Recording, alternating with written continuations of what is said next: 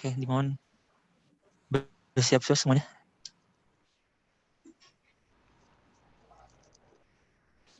Oke. Baik, bismillahirrahmanirrahim. Assalamualaikum warahmatullahi wabarakatuh. Waalaikumsalam warahmatullahi wabarakatuh. Salam sejahtera untuk kita semua. Semoga selalu dalam keadaan sehat walafiat. Innalhamdalillah namadu wa nasta'inu wa nastaghfiruh wa na'udzu billahi min syururi anfusina wa min sayyiati a'malina. May yahdihillahu fala mudhillalah wa may yudlil fala hadiyalah. Asyhadu an la ilaha illallah wa asyhadu anna Muhammadan abduhu wa rasuluh la nabiyya ba'da amma ba'du. Pertama-tama puji syukur kehadirat Allah Subhanahu wa taala yang telah melimpahkan rahmat dan hidayahnya sehingga kita semua dapat berkumpul atau bisa berbagi dan berdiskusi dalam webinar program pertama Divisi Hukum dan Advokasi dari Persatuan Pelajar Indonesia Malaysia 2019-2020.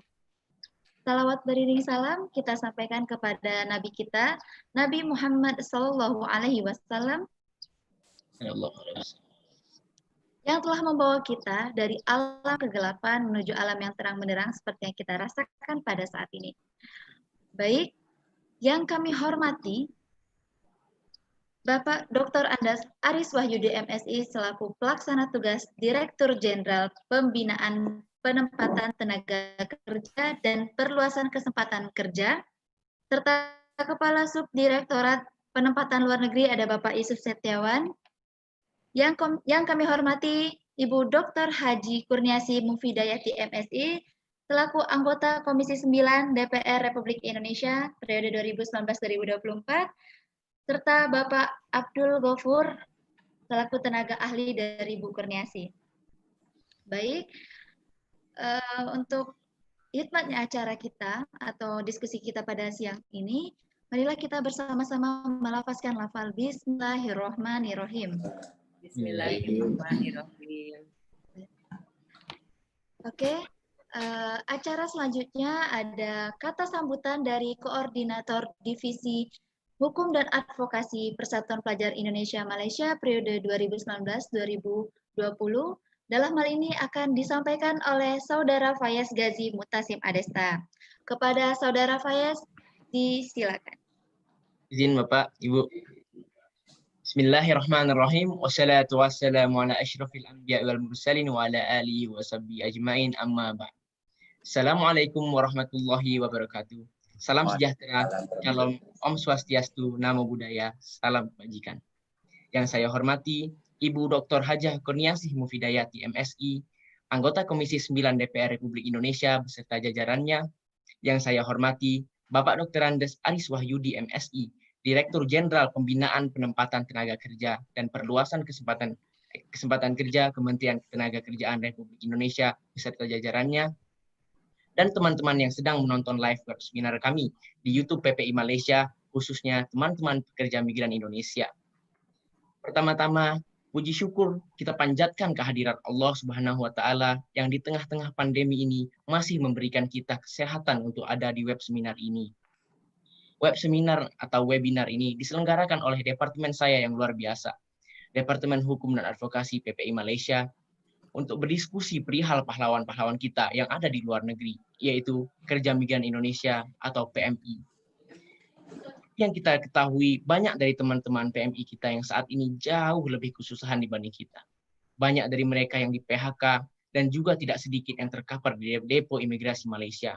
Dengan jumlah PMI yang sangat banyak yang ada di Malaysia, hampir mustahil untuk kita kembalikan semuanya untuk pulang ke tanah air. Maka dari itu, diskusi ini akan fokus kepada apa yang akan terjadi kepada teman-teman kita, pahlawan-pahlawan kita, PMI, setelah pandemi ini insya Allah selesai. Maka oleh itu, sebelum saya menutup kata sambutan ini, saya selaku Koordinator Hukum dan Advokasi PPI Malaysia ingin mengucapkan terima kasih sebanyak-banyaknya kepada narasumber-narasumber kami yang keren. Ibu Dr. Mufida dan juga Bapak Aris Wahyudi, yang sudah sudi datang ke webinar kami demi membahas kesejahteraan teman-teman pekerja migran Indonesia. Dan saya juga ingin berterima kasih yang tidak kurang banyak untuk staf-staf KBRI Malaysia yang tidak pernah lelah untuk membantu teman-teman PMI kita sebelum ataupun semasa pandemi ini. Iya, Tanpa panjang lebar, dengan mengucapkan Bismillahirrahmanirrahim, saya kembalikan ke moderator untuk memulai acara. Terima kasih Ibu, terima kasih Bapak, terima kasih Karin. Wabillahi wa taufiq wal hidayah. Wassalamualaikum warahmatullahi wabarakatuh. Terima kasih Pak. Assalamualaikum warahmatullahi wabarakatuh. Assalamualaikum warahmatullahi wabarakatuh. Luar biasa teman-teman sekalian, kata sambutan dari koordinator Divisi Hufox PPI Malaysia 2019-2020, Saudara Fai. Sebelumnya tadi saya lupa untuk menyambut atau memberikan say hello untuk teman-teman yang sudah berkesempatan hadir. Baik teman-teman, semoga tetap stay tune dan join karena ini akan membawa kebermanfaatan untuk kita semua insya Allah dalam keadaan sehat selalu.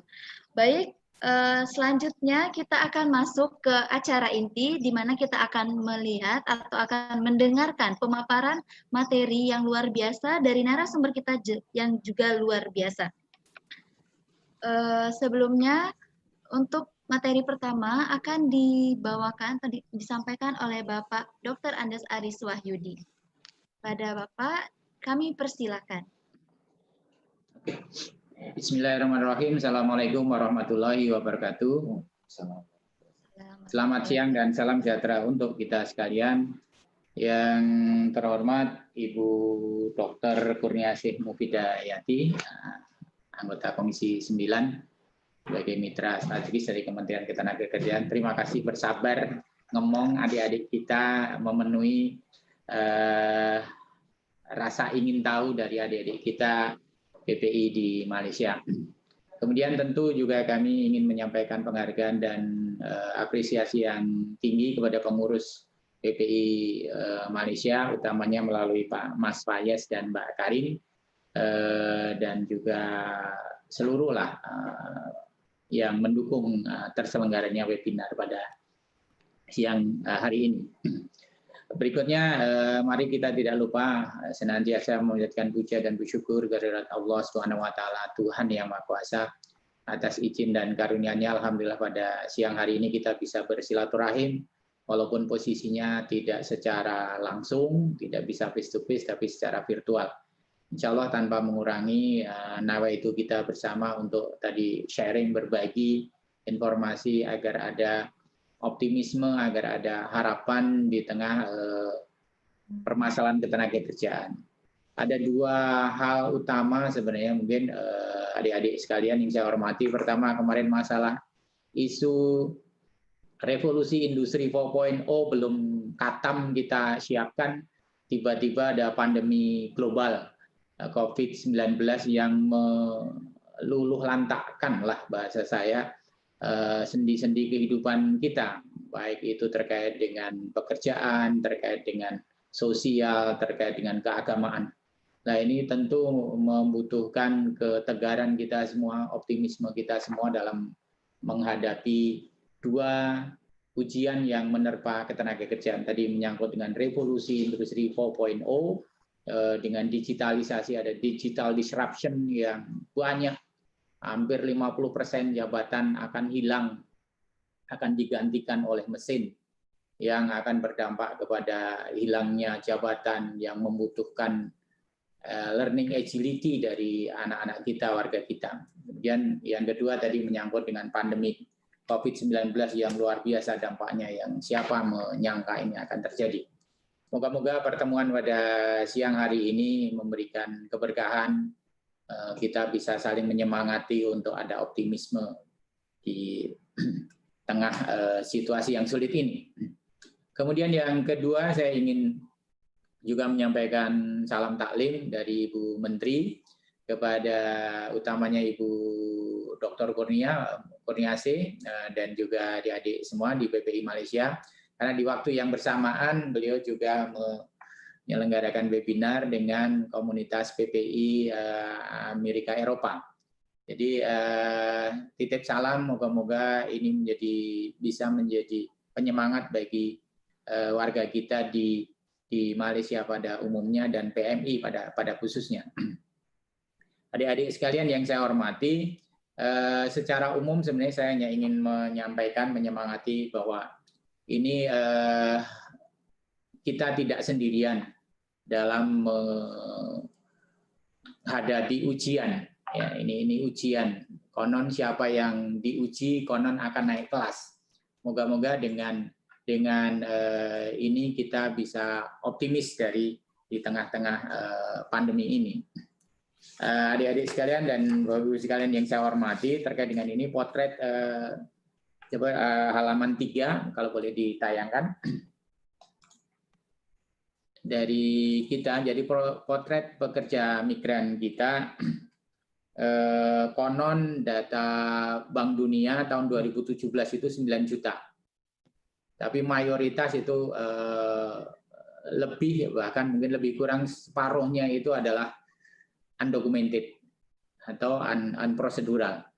Kita mengajak teman-teman tidak lagi menggunakan istilah ilhal, unprocedural saja atau undocumented saja. Khusus untuk di Malaysia, tercatat dari penempatan 2014 sampai Februari 2020 itu lebih kurang ada 704.175 orang. Kemudian ada tambahan pada penempatan untuk di bulan sampai Maret itu 2020 itu ada 14.476. Nah, pasti ini adalah sebelum diberlakukan keputusan Menteri Ketenagakerjaan nomor 151 tahun 2020 tentang penghentian sementara semua skema penempatan PMI ke luar negeri, baik itu oleh P3MI, oleh BP2MI, oleh perusahaan yang untuk keperluan sendiri di luar negeri maupun untuk perseorangan, termasuk juga untuk ABK, baik itu niaga maupun perikanan. Semua kita hentikan, semua kita lakukan demi melindungi warga kita dari paparan COVID-19 maupun juga partisipasi kita, tanggung jawab kita semua untuk mengambil peran dalam perang memutus mata rantai persebaran COVID. Karena kata kuncinya adalah jaga jarak. Dan setiap ada penempatan pastinya nggak mungkin akan sendiri-sendiri. Pasti akan berinteraksi dengan orang lain yang kita tidak tahu apakah dia itu bebas dari COVID-19 atau dia sebenarnya misalnya OTG, orang tanpa gejala. Jadi ini semata-mata kita niatkan untuk melindungi semua dan sekaligus partisipasi kita. Rata-rata penempatan PMI kita ke luar negeri, ke semua negara itu lebih kurang 266.000 orang per tahun. Nah, ini pun juga posisinya adalah pasti yang tercatat atau terdokumented atau prosedural. Ketika itu di luar prosedural, artinya unprocedural, bisa jadi kita tidak tahu. Hanya Tuhan yang tahu berapa jumlah total warga negara kita di luar negeri yang statusnya adalah pekerja. Karena tidak semua orang yang warga kita di luar negeri itu adalah statusnya adalah PMI. Setiap PMI pasti WNI, tapi tidak semua WNI adalah PMI. Termasuk bagi adik-adik Perhimpunan Pelajar Indonesia di Malaysia tidak termasuk definisi dari pekerja migran Indonesia. Ini sesuai dengan Undang-Undang 18 tahun 2017 tentang pelindungan PMI. Di kesempatan ini saya juga memberikan apresiasi, walaupun adik-adik mahasiswa mau itu S1 mau itu S2, kalau statusnya itu mahasiswa tidak masuk kategori angkatan kerja. Angkatan kerja adalah mereka yang bekerja dan yang aktif mencari pekerjaan. Mahasiswa tidak termasuk bagian dari angkatan kerja. Tapi telah peduli di negeri, di rantau, peduli memikirkan WNI pada umumnya dan PMI pada khususnya menyangkut dengan nasib mereka di tengah pandemi COVID-19 ini. Jadi saya ingin memberikan apresiasi dan penghargaan yang tulus kepada adik-adik PPI Malaysia atas inisiatif. Moga-moga ini bagian dari menggapai mardotilah, menjadi orang yang bermanfaat bagi sesama. Khairunas anfa'uhum linas. Kemudian proporsinya ternyata mayoritas perempuan, 60-70% PMI kita adalah perempuan. Ketambahan lagi, mayoritas lagi bekerja di sektor informal atau domestic worker, pekerja rumah tangga. Ini tantangan kita yang harus menjadi perhatian kita, bagaimana kita ke depan menggeser yang ini konon domestic worker termasuk yang kategori unskilled. Walaupun sekarang sudah kita dorong agar domestic worker itu juga harus certified, harus memiliki sertifikat kompetensi, sehingga nanti bisa memberikan bargaining, memberikan posisi tawar yang tinggi. Karena menyangkut dengan kompetensi dan pendidikan ini juga mempengaruhi kemampuan dari warga kita atau PMI kita dalam self defense capacity, kemampuan untuk mempertahankan diri, kemampuan untuk survival. Semakin rendah kompetensinya, semakin rendah pendidikannya, pastinya juga tidak akan juga bisa menyesuaikan responsif dengan tantangan di negeri orang dalam hal ini. Kemudian konon tersebar di lebih kurang 200 negara. Ya, lebih dari 200 negara. Cuma ini kan jumlahnya ijir-ijiran, tidak semua merata. Nah, kita harapkan ini nanti kita bisa punya petanya, kita mau geser dari unskilled ke skill labor dengan di negara-negara yang tadi kita harapkan. Untuk memperkuat peran pelindungan PMI di luar negeri, Kementerian Ketenagakerjaan di bawah koordinasi Kementerian Luar Negeri memiliki 12 atase ketenagakerjaan. Ini ada nomenklaturnya, kita sebut sederhanakan atase ketenagakerjaan. Karena ada yang kita sebut atnaker, ada yang kita sebut kepala bidang ketenagakerjaan, misalnya di Taiwan, kemudian ada yang kita sebut kepala bidang ketenagakerjaan, itu misalnya di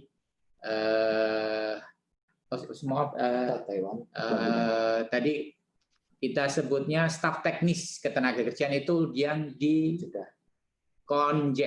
konsulat jenderal, itu kita sebutnya adalah staf teknis ketenagakerjaan. Sedangkan di kedutaan kita sebut atase ketenagakerjaan. Sedangkan di Taiwan kita sebutnya kepala bidang ketenagakerjaan.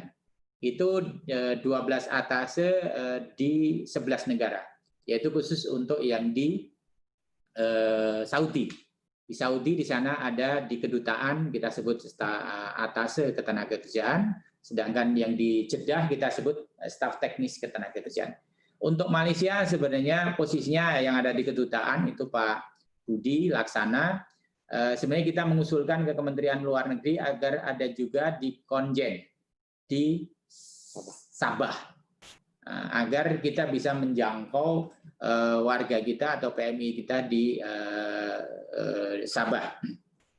Adik-adik sekalian, Bapak Ibu sekalian yang saya hormati, lanjut ke halaman 2. Ini ketika ada Bu Dr.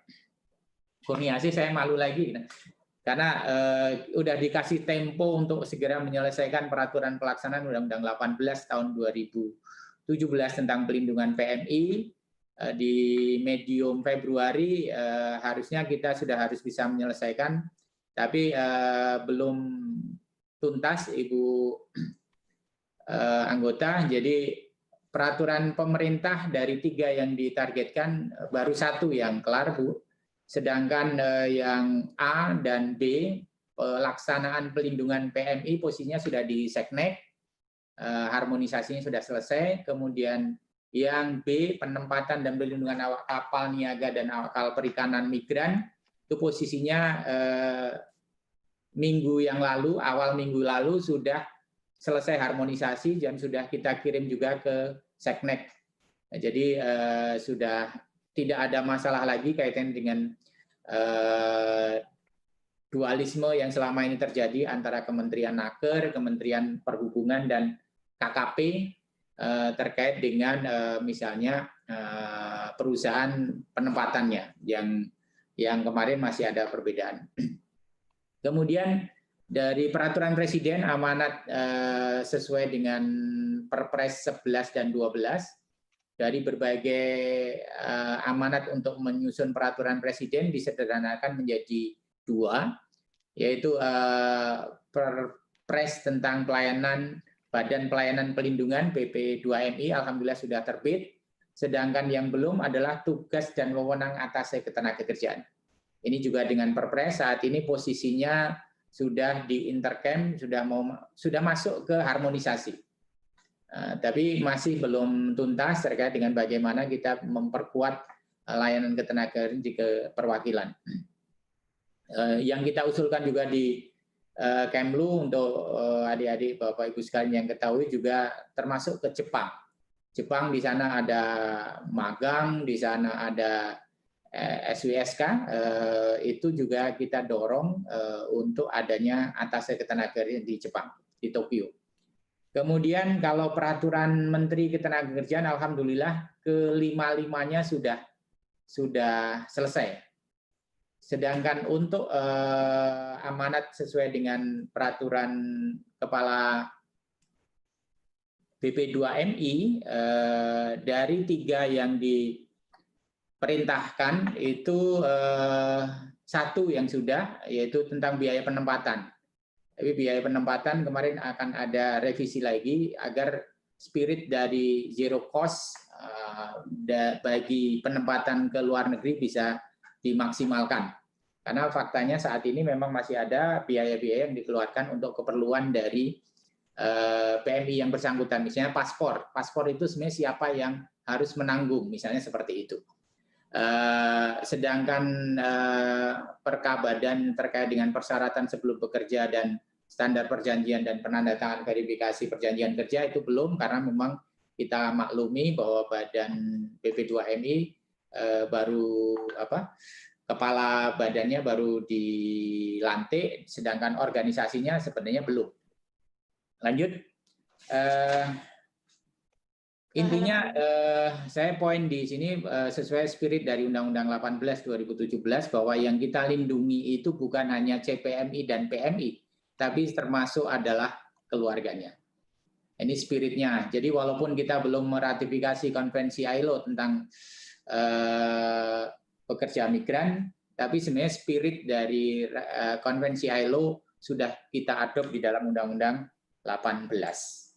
Itu kita lindungi sebelum bekerja, selama bekerja, dan setelah bekerja. Aspeknya dari sisi hukum, ekonomi, maupun sosial. Lanjut. Sesuai Undang-Undang 18, jadi sebenarnya tadi sebelum, selama, dan setelah itu sudah sangat komprehensif. Tinggal bagaimana kita nanti bisa semua takzim. Terkait dengan isu yang akan diangkat di diskusi ini menyangkut dengan yang undocumented atau unprocedural. Kita wanti-wanti kepada warga kita, termasuk mungkin saya juga minta teman-teman dari PPI, utamanya yang dari Malaysia, untuk betul-betul memberikan penyadaran bahwa semua itu kita harapkan adalah prosedural. Ada 3 syarat, ya, 3 syarat utama, bukan 3, 5 syarat utama untuk menjadi PMI. Ya, jadi sesuai di Undang-Undang 18. Jangan kita melakukan upaya-upaya bekerja ke luar negeri secara unprocedural. Misalnya dari sisi umur, ya, dari sisi umur tidak boleh kurang dari 18 tahun. Itu di pasal 5. Kemudian harus memiliki kompetensi, dibuktikan dengan sertifikat kompetensi. Tadi yang di awal saya sampaikan. Jadi jangan unskill. Yang ketiga, sehat jasmani dan rohani. Ya, ini fakta. Kemarin saya dapat laporan dari Jeddah. Ratusan setiap tahun PMI kita meninggal di luar negeri. Padahal harusnya mereka harus sehat jasmani dan rohani. Walaupun masalah meninggal, urusan mati itu tidak bisa dipastikan karena terkait dengan pada saat diperiksa itu sehat. Tapi paling tidak dengan kita melakukan pengetatan terkait dengan kesehatan, ya, yang sifatnya itu menahun, itu harus bisa dideteksi di dalam negeri. Termasuk juga dari sisi bukan hanya fisik, tapi adalah rohani atau psikologinya, psikisnya, terkait dengan kekuatan mental dia ketika dirantau. Karena jangankan di dalam negeri, jangankan di luar negeri, di dalam negeri pun ketika ada perbedaan budaya, perbedaan culture, perbedaan bahasa, itu akan mempengaruhi daya tahan psikis dari kita semua. Kemudian tercatat dan memiliki kartu BPJS, ketenagakerjaan dan kesehatan pastinya. Kemudian yang kelima, yang pokok tadi menyangkut dengan dokumen. Nah, inilah yang kita ingin sampaikan di forum yang baik ini, untuk betul-betul kita semua takzim dengan regulasi ini. Dengan takzimnya pada ketentuan peraturan, kita harapkan PMI kita dengan segala permasalahan di luar negeri bisa terdeteksi, terinformasi di perwakilan kita. Bahasa saya, PMI unprosedural, jangan, mohon maaf, saya harus agak keras, jangan hanya menuntut ketika ada masalah, minta SOS kepada perwakilan. Tapi biasanya kita penuhi dulu kewajibannya. Ya, dengan memenuhi kewajiban-kewajiban yang sesuai dengan peraturan, kita harapkan negara bisa hadir melindungi. Ini ada hikmah dengan kasus pandemik ini, yang semula PMI atau WNI kita bekerja di luar negeri secara unprosedural, utamanya untuk yang pekerja harian yang semula bersembunyi, kemarin dengan kasus ini mereka pada keluar SOS minta tolong. Alhamdulillah Kementerian Luar Negeri dengan Adnaker kita di sana melakukan refocusing anggaran untuk memberikan bantuan sembako. Nah, ini menjadi ada hikmah untuk mereka tercatat. Tapi dengan problem pandemik ini, sekaligus juga untuk kepulangannya juga ada masalah. Nah, jadi poin yang ingin kita sampaikan di kesempatan yang baik ini, mari berbagai medium yang kita miliki untuk mengajak, menyadarkan tentang bekerja ke luar negeri yang aman, ya salah satunya adalah prosedural itu. Bapak Ibu sekalian yang saya hormati, utamanya adik-adik PPI, terkait ini saya ingin mengajak bagaimana setelah ini.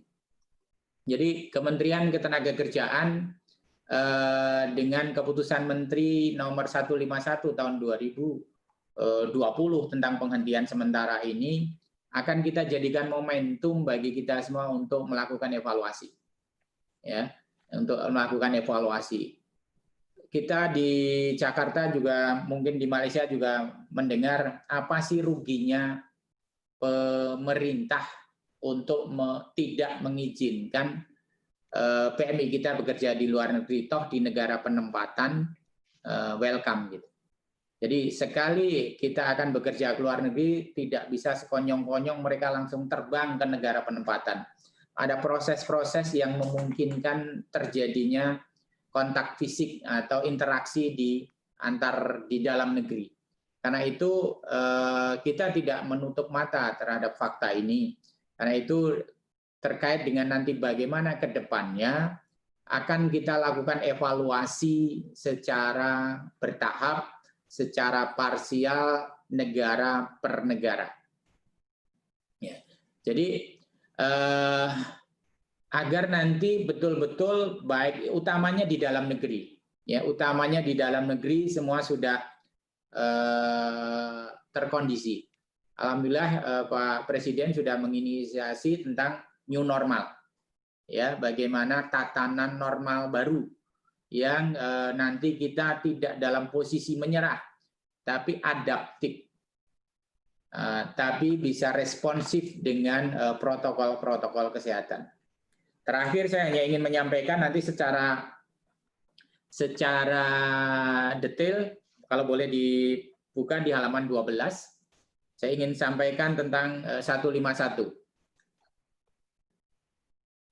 Nanti secara detail akan saya minta ya, dari 151 itu kita betul-betul sudah memperhitungkan berbagai aspek. Bukan hanya Kementerian Ketenagakerjaan itu yang memutuskan, sesuai amanat Undang-Undang 18 2017, kita harus membicarakan dengan stakeholder terkait, termasuk dari Kementerian Luar Negeri. Jadi aspek keselamatan jiwa, mempertimbangkan kebijakan negara penempatan, kemudian keterbatasan transportasi di dalam negeri, termasuk juga di luar negeri, maka apalagi ini terkait dengan penyakit menular, maka kita putuskan dengan berat hati. Korban dari 151 itu adalah 34 sampai 37 ribu CPMI kita yang gagal berangkat. Nah, ini kita ingin menjadikan momentum bagi ini, bagaimana agar yang gagal berangkat itu tidak terlalu terdampak. Kementerian Ketenagakerjaan di samping mendorong mereka untuk mengakses prakerja Go ID, juga melakukan kegiatan-kegiatan perluasan kesempatan kerja untuk memberikan bantalan sosial bagi warga kita yang terdampak COVID-19 ini. Utamanya dalam hal ini adalah PMI atau CPMI kita. Poin yang ingin kita sampaikan di kesempatan yang baik ini, agar nanti ini tadi paparan nanti mungkin bisa di-share secara terbuka. Poin yang ingin kita sampaikan, mari ini kita semangati semua dalam situasi disruption ini, baik itu karena revolusi industri 4.0 maupun pandemi COVID-19 ini, konon ada 4 kunci yang harus bisa kita gunakan untuk kita bisa survival. Yang pertama, kita harus responsif atau adaptif tadi disampaikan. Jadi kita harus responsif, harus adaptif dengan lingkungan, perubahan lingkungan, tuntutan lingkungan, tantangan lingkungan, dan sekaligus juga peluang lingkungan. Yang kedua, kita harus kreatif dan inovatif. Ya, kalau dulu sebelum kemerdekaan jargonnya merdeka atau mati. Kalau sekarang di tengah disruption ini adalah inovasi atau mati. Ketika kita tidak berinovasi, ketika kita di comfort zone, di zona nyaman, maka kita akan bisa mati. Tertinggal, terlindas dari perubahan. Yang ketiga adalah kolaborasi. Mari kita bergandengan tangan, mari kita bersinergi untuk bersama-sama mengatasi masalah pandemik ini, prioritas utamanya. Tapi juga jangan sampai kita sudah terpapar COVID, sekaligus juga terkapar karena dampak ekonomi, PHK, dan lain sebagainya. Kita harus kolaboratif, kita bersama-sama, termasuk untuk sementara tidak menempatkan PMI kita ke luar negeri adalah bagian dari kolaborasi kita secara dunia, secara global. Jangan sampai ada imported case, ya, baik warga kita yang ke luar negeri maupun orang luar negeri ke Indonesia membawa bibit penyakit. Itu bagian dari kolaborasi global untuk mengatasi masalah pandemi COVID-19 ini. Terakhir, untuk kita bisa survival adalah memanfaatkan teknologi.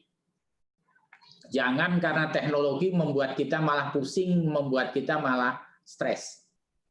Ya, kita semua sudah punya smartphone, saya rasa, walaupun itu untuk di perkotaan. Tapi kita harapkan dengan teknologi itu membantu kita semua agar kita bisa survival. Terakhir, moga-moga kita tetap bisa bersinergi, tidak menggunakan hukumnya Charles Darwin, the law of the survival of the fittest. Ya, kita tetap ingin bersama-sama.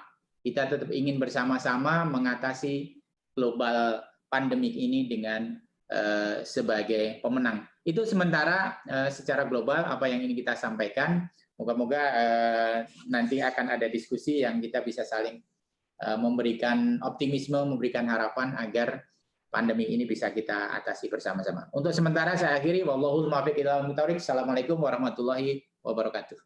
Waalaikumsalam warahmatullahi wabarakatuh. Luar biasa teman-teman sekalian pemaparan materi dari Bapak Dr. Aris tadi. Sebelumnya saya ingin menarik atau memberikan kesimpulan dari materi-materi yang telah disampaikan oleh Bapak Aris tadi. Jadi pekerja migran Indonesia ini ada sekitar 9 juta orang ya Pak untuk di seluruh dunia. Dan juga tercatat untuk di Malaysia sendiri dari tahun 2014 hingga Februari 2020 ada 7.175 orang pekerja migran Indonesia di sini. Juga setiap tahunnya ada pekerja migran Indonesia itu ada sekitar 266.000 orang yang menjadi pekerja migran Indonesia keluar negara. Dan juga tadi ada saya sempat tertarik dengan kata-kata Bapak, setiap pekerja migran Indonesia adalah warga negara Indonesia, tapi setiap warga negara Indonesia belum tentu pekerja migran Indonesia. Ya kan Pak?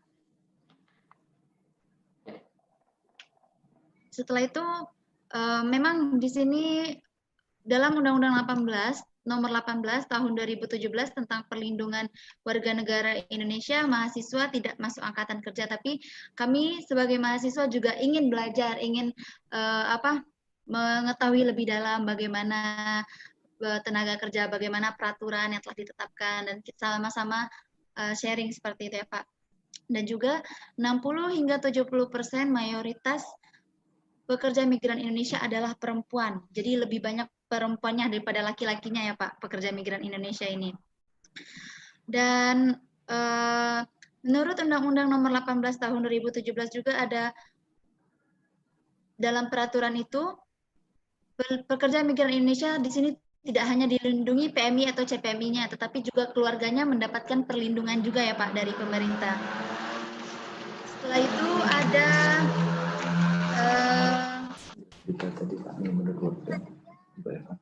kesimpulan-kesimpulannya akan kita tarik di akhir sesi diskusi ini. Boleh izinkan saya Pak untuk memberikan pertanyaan yang telah kami siapkan. Yang pertama ada pertanyaan, bagaimana Pak solusi untuk pekerja migran Indonesia yang tidak memiliki kelengkapan izin bekerja atau undocumented di Malaysia agar bisa kembali ke tanah air dan mendapatkan pekerjaan yang layak di tanah air? Itu pertanyaan pertama. Silakan Bapak dijawab. Oh langsung? Ya langsung. Oke. Jadi yang belum punya dokumen segeralah melapor ke perwakilan. Ya, jadi yang undocumented segera melapor. Memang di sana ada model namanya kebijakan unilateral. Jadi di sebelumnya visa kunjungan menjadi visa kerja. Itu ada misalnya Malaysia mempraktikkan, Singapura, kadang juga Saudi juga itu.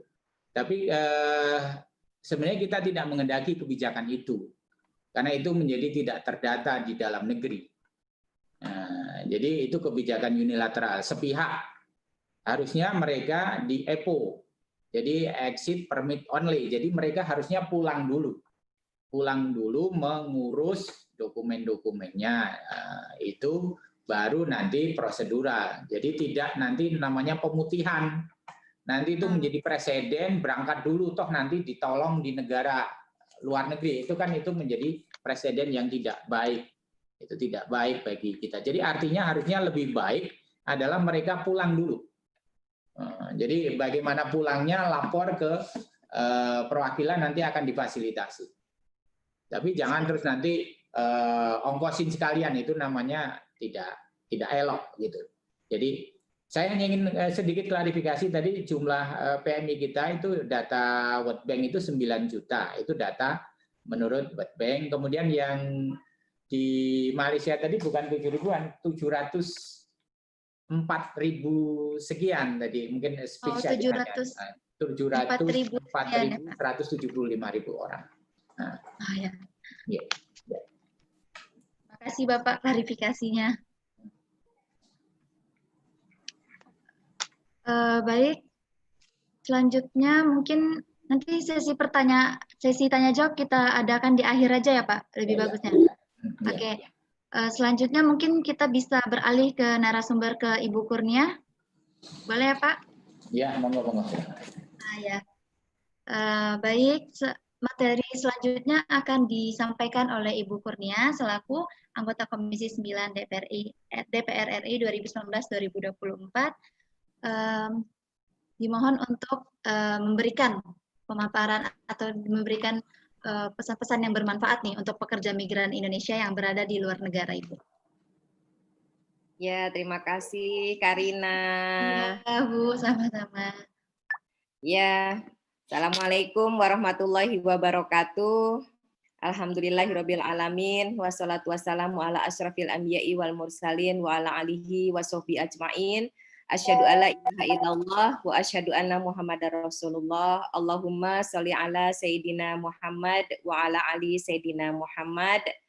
Dalam masih suasana lebaran ya, belum sampai sepekan, kami mengucapkan taqabbalallahu minna wa minkum, mohon maaf lahir batin, mudah-mudahan dengan hadirnya 1 Syawal 1441 Hijriah kemarin menjadi peningkat derajat ketakwaan kita di hadapan Allah Subhanahu wa taala, dan mudah-mudahan tidak lama lagi wabah pandemi COVID-19 ini diangkat dari muka bumi Indonesia, insya Allah. Amin ya robbal alamin. Amin ya robbal alamin. Karina, Fatma, dan teman-teman PPI yang luar biasa ya, kita berikan apresiasi sudah mengadakan acara ini yang sangat keren banget.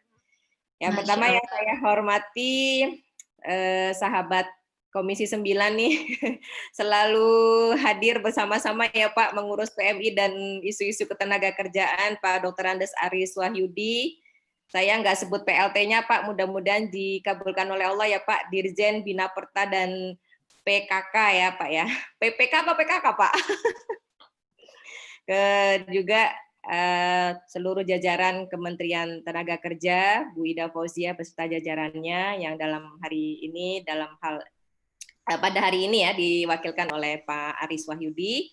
Tanpa mengurangi rasa hormat, sampaikan salam saya kepada beliau ya Pak ya. Insya Allah mudah-mudahan selalu bisa menjadi mitra kerja yang selalu bisa menyelesaikan dan menghadirkan solusi-solusi untuk bangsa kita. Dan juga buat adik-adik mahasiswa dan juga khususnya yang tergabung dalam kepengurusan PPI Malaysia dan juga sahabat-sahabat pekerja migran Indonesia yang sangat luar biasa, pahlawan-pahlawan devisa yang sudah menghasilkan devisa sangat luar biasa, nilainya ratusan triliun untuk APBN Indonesia. Mudah-mudahan selalu dirahmati dan selalu dalam perlindungan dan penjagaan Allah Subhanahu wa taala, khususnya sahabat pekerja migran yang ada di Malaysia. Nah, ini Pak Aris, Malaysia ini termasuk dapil saya nih Pak Aris nih, karena saya kan DKI Jakarta 2. Jadi pekerja migran ini memang menjadi concern banget ya buat kami dari dapil DKI 2. Karena ini tanggung jawab yang sangat luar biasa dan amanah yang sangat berat buat kami untuk bisa memperjuangkan khususnya perlindungan dan kesejahteraan bagi para pekerja migran Indonesia yang mereka adalah para pahlawan devisa yang tentu saja harus kita perhatikan secara keseluruhan. Dan saya memberikan apresiasi tentu saja kepada Kemenaker, BP2 PMI, yang juga Pak Budi ya, saya sudah berkomunikasi beberapa kali dengan Pak Budi juga Atnaker di Malaysia dan juga mungkin KBRI juga yang sudah berusaha ya melakukan upaya-upaya membantu teman-teman dan sahabat-sahabat PMI di Malaysia pada masa pandemi ini yang kemarin benar-benar di luar dugaan kita terjadi situasi-situasi yang sama sekali tidak kita kehendaki dan membuat hati kita miris, membuat kita menangis juga ya. Sebenarnya kita juga sangat sedih dan merasakan apa yang diderita oleh sahabat-sahabat pekerja migran di Malaysia, wabil khusus juga di negara-negara yang lain. Saya juga sudah sempat berkomunikasi beberapa waktu yang lalu dengan Hong Kong, kemudian dengan Taiwan ya, dan juga Korea, beberapa sahabat-sahabat migran yang ada di sana, Malaysia juga. ya semuanya menyampaikan rasa prihatin yang sangat mendalam. Memang yang paling berat sepertinya yang di Malaysia ya, yang paling berat sekali. Jadi saya mengapresiasi adik-adik PPI ya sudah mulai bisa berpikir untuk bisa mencari sebuah solusi, menghadirkan solusi melalui webinar ini. Mudah-mudahan menjadi satu fasilitas ya untuk bisa belajar bagaimana mencari solusi untuk bisa bersama-sama berkontribusi buat bangsa dan negara ini, insya Allah. Ya, insya Allah, mudah-mudahan Bu. Amin ya. Siapa tahu nanti ada yang jadi menaker dari sini ya, Pak Aris ya. Ya, amin. Biar tahu. Mudah-mudahan ya Bu, mohon doanya. Amin ya. Jadi kan udah tahu persoalannya. Ini ya share screen dari panitia ya. Iya Bu. Nah, boleh nggak saya share screen dari saya aja? Jadi saya bisa milih-milih slide-nya sendiri. Oh gitu Bu. Oke. Bentar. Di stop. Nah, saya coba ya share screen ya. Silakan. Oh, ternyata belum dikasih izin. Host disable. Oh ya. Karin, saya pindahin dulu hostnya ke Ibu. Oh gitu. Oh oke. Ya sudah, berarti dibantu sama Mbak Karin aja kalau gitu. Tapi nanti saya sebutin slide keberapanya ya. Ini udah Karin ganti atau mau kembaliin ke Karin? Coba saya. Oh, udah oke ya. Sudah bisa. Iya, Bu. Ya, udah terlihat? Udah ya. Kalau bicara pekerja migran memang pasti nggak akan pernah lepas dari Undang-Undang Nomor 18 Tahun 2017 ya. Ini satu karya regulasi yang menurut saya sangat luar biasa karena dengan regulasi ini sebenarnya pekerja migran Indonesia ini secara komprehensif berhak mendapatkan perlindungan dan juga perhatian kesejahteraannya secara utuh dari pemerintah. Kehadiran negara sangat jelas di sini dijelaskan melalui Undang-Undang Nomor 18 Tahun 2017. Dan mudah-mudahan PP-nya saya juga memberikan semangat dan support terus kepada teman-teman di Kemnaker. Mudah-mudahan bisa segera diselesaikan beberapa PP yang masih jadi PR ya, karena sekarang sedang pandemi, jadi konsentrasinya jadi terputus ini ya kayaknya. Jadi masih tertunda. Mudah-mudahan bisa tetap paralel ya, segera diselesaikan karena PP inilah yang akan melandasi implementasi dari Undang-Undang Nomor 18 Tahun 2017 tentang pelindungan pekerja migran Indonesia.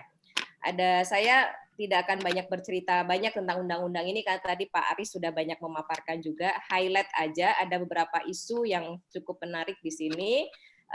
Di sini ada isu dalam undang-undang ini yang pertama itu dari judulnya saja kita sudah melihat adanya kata-kata perlindungan. Ini satu hal yang harusnya menjadi pengaman ya dan keamanan dari teman-teman sahabat migran Indonesia ini, pekerja migran Indonesia ini juga bisa lebih terlindungi oleh negara dan negara benar-benar hadir di sini untuk memberikan perlindungan.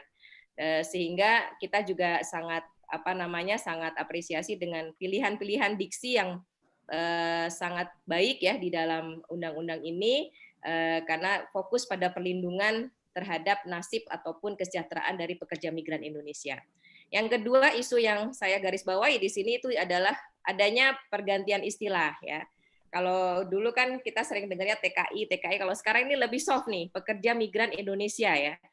Kita juga lebih senang menyebut teman-teman buruh di Indonesia yang di lokal ini juga lebih suka menyebutnya sebagai pekerja lah, jangan buruh ya, karena kayaknya secara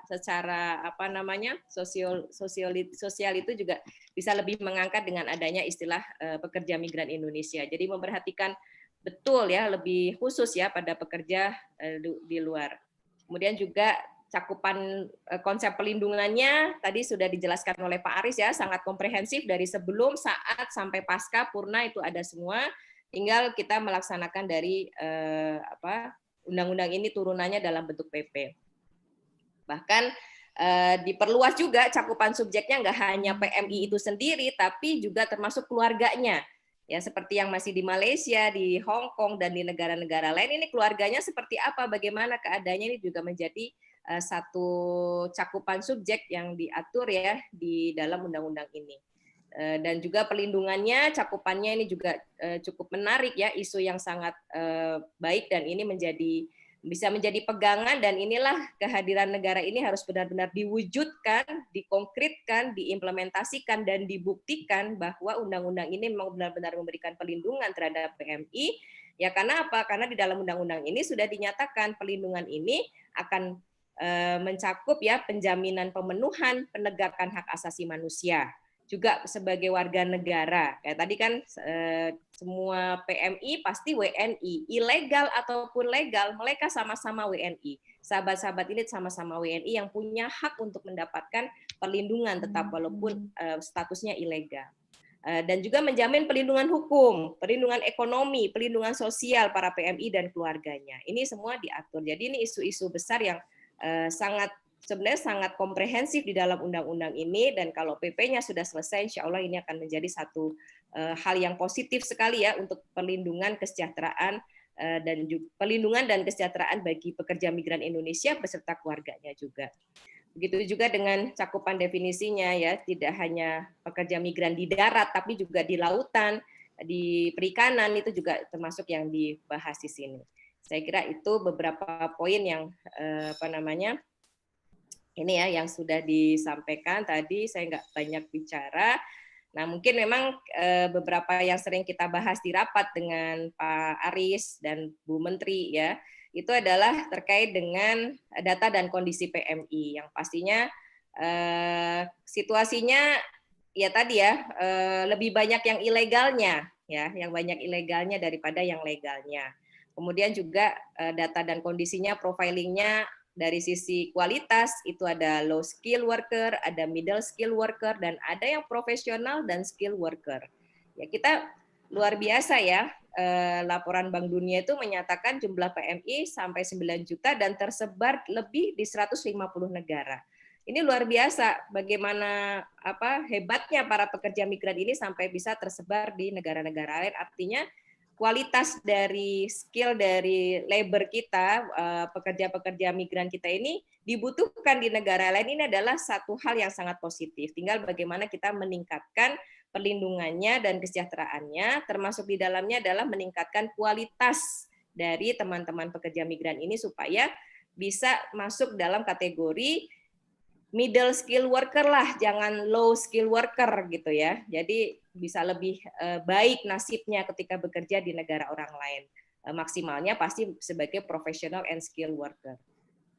Nah, kita di Malaysia khususnya karena kita topiknya Malaysia, sepertinya memang saat ini kita sedang menghadapi satu kendala untuk G2G ya Pak ya. MOU kita sudah beberapa kali diajukan tapi belum ditandatangani dari pihak Malaysia, jadi masih terus menunggu ya. Tapi mudah-mudahan kita bisa lebih proaktif ya, kita mendorong ya, Komisi 9 mendorong agar pemerintah terus mengupayakan agar G2G ini bisa segera dilakukan lagi ya dengan Malaysia, agar perlindungan terhadap para pekerja kita juga lebih lebih totalitas dari kitanya juga semua berbasis ada landasan hukumnya dan ada landasan MOU-nya.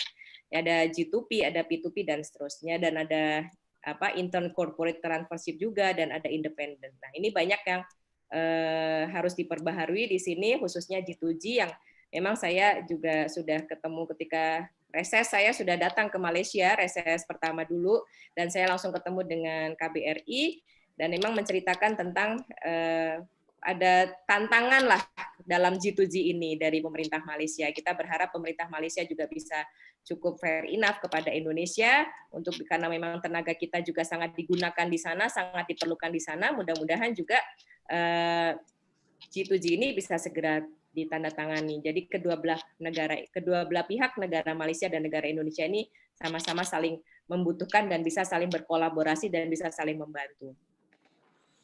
Ini tadi nggak usah ya, tadi sudah banyak dibahas oleh Pak Aris.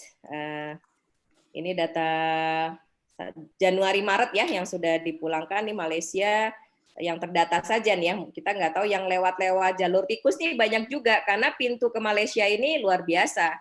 Banyak sekali pintu ke Malaysia yang membuka peluang untuk masuk secara ilegal, pulangnya juga secara ilegal gitu ya, kurang lebih ya Pak Aris ya. Dari Kalimantan juga bisa gitu, dari Batam bisa, kemudian dari Jakarta juga bisa gitu ya. Banyak pintu yang memang harus diawasi kalau terkait dengan Malaysia ini ya. Mudah-mudahan ke depan bisa lebih ditertibkan lagi agar yang ilegal-ilegal ini bisa kita bantu ya supaya menjadi legal. Karena saya juga sudah banyak turun kepada teman-teman sahabat-sahabat migran di Malaysia, sebenarnya teman-teman ini juga nggak mau kok dalam status ilegal tuh nggak mau ya. Inginnya dalam status legal, tapi sering mengalami kendala ketika harus memperbaharui dokumen-dokumen dengan biaya yang mahal ya, dengan apa namanya persyaratan-persyaratan yang sulit gitu ya, yang mereka harus minta lagi dari Indonesia yang membutuhkan data-data dokumen dari Indonesia dan seterusnya. Jadi memang ketika kita bicara tentang problematika dan tantangan pekerja migran di luar negeri, nggak bisa Kemnaker hanya berdiri sendiri atau BP2MI berdiri sendiri, nggak bisa. Karena ini banyak beririsan, kalau urusannya dokumen dan legal banyak berurusan juga dengan Kemenlu, banyak berurusan dengan keimigrasian ya. Kita di Batam pada saat kita melakukan kunjungan kerja Komisi 9 sampai kita hadirkan semua dari Disnakernya, kemudian dari imigrasinya, dari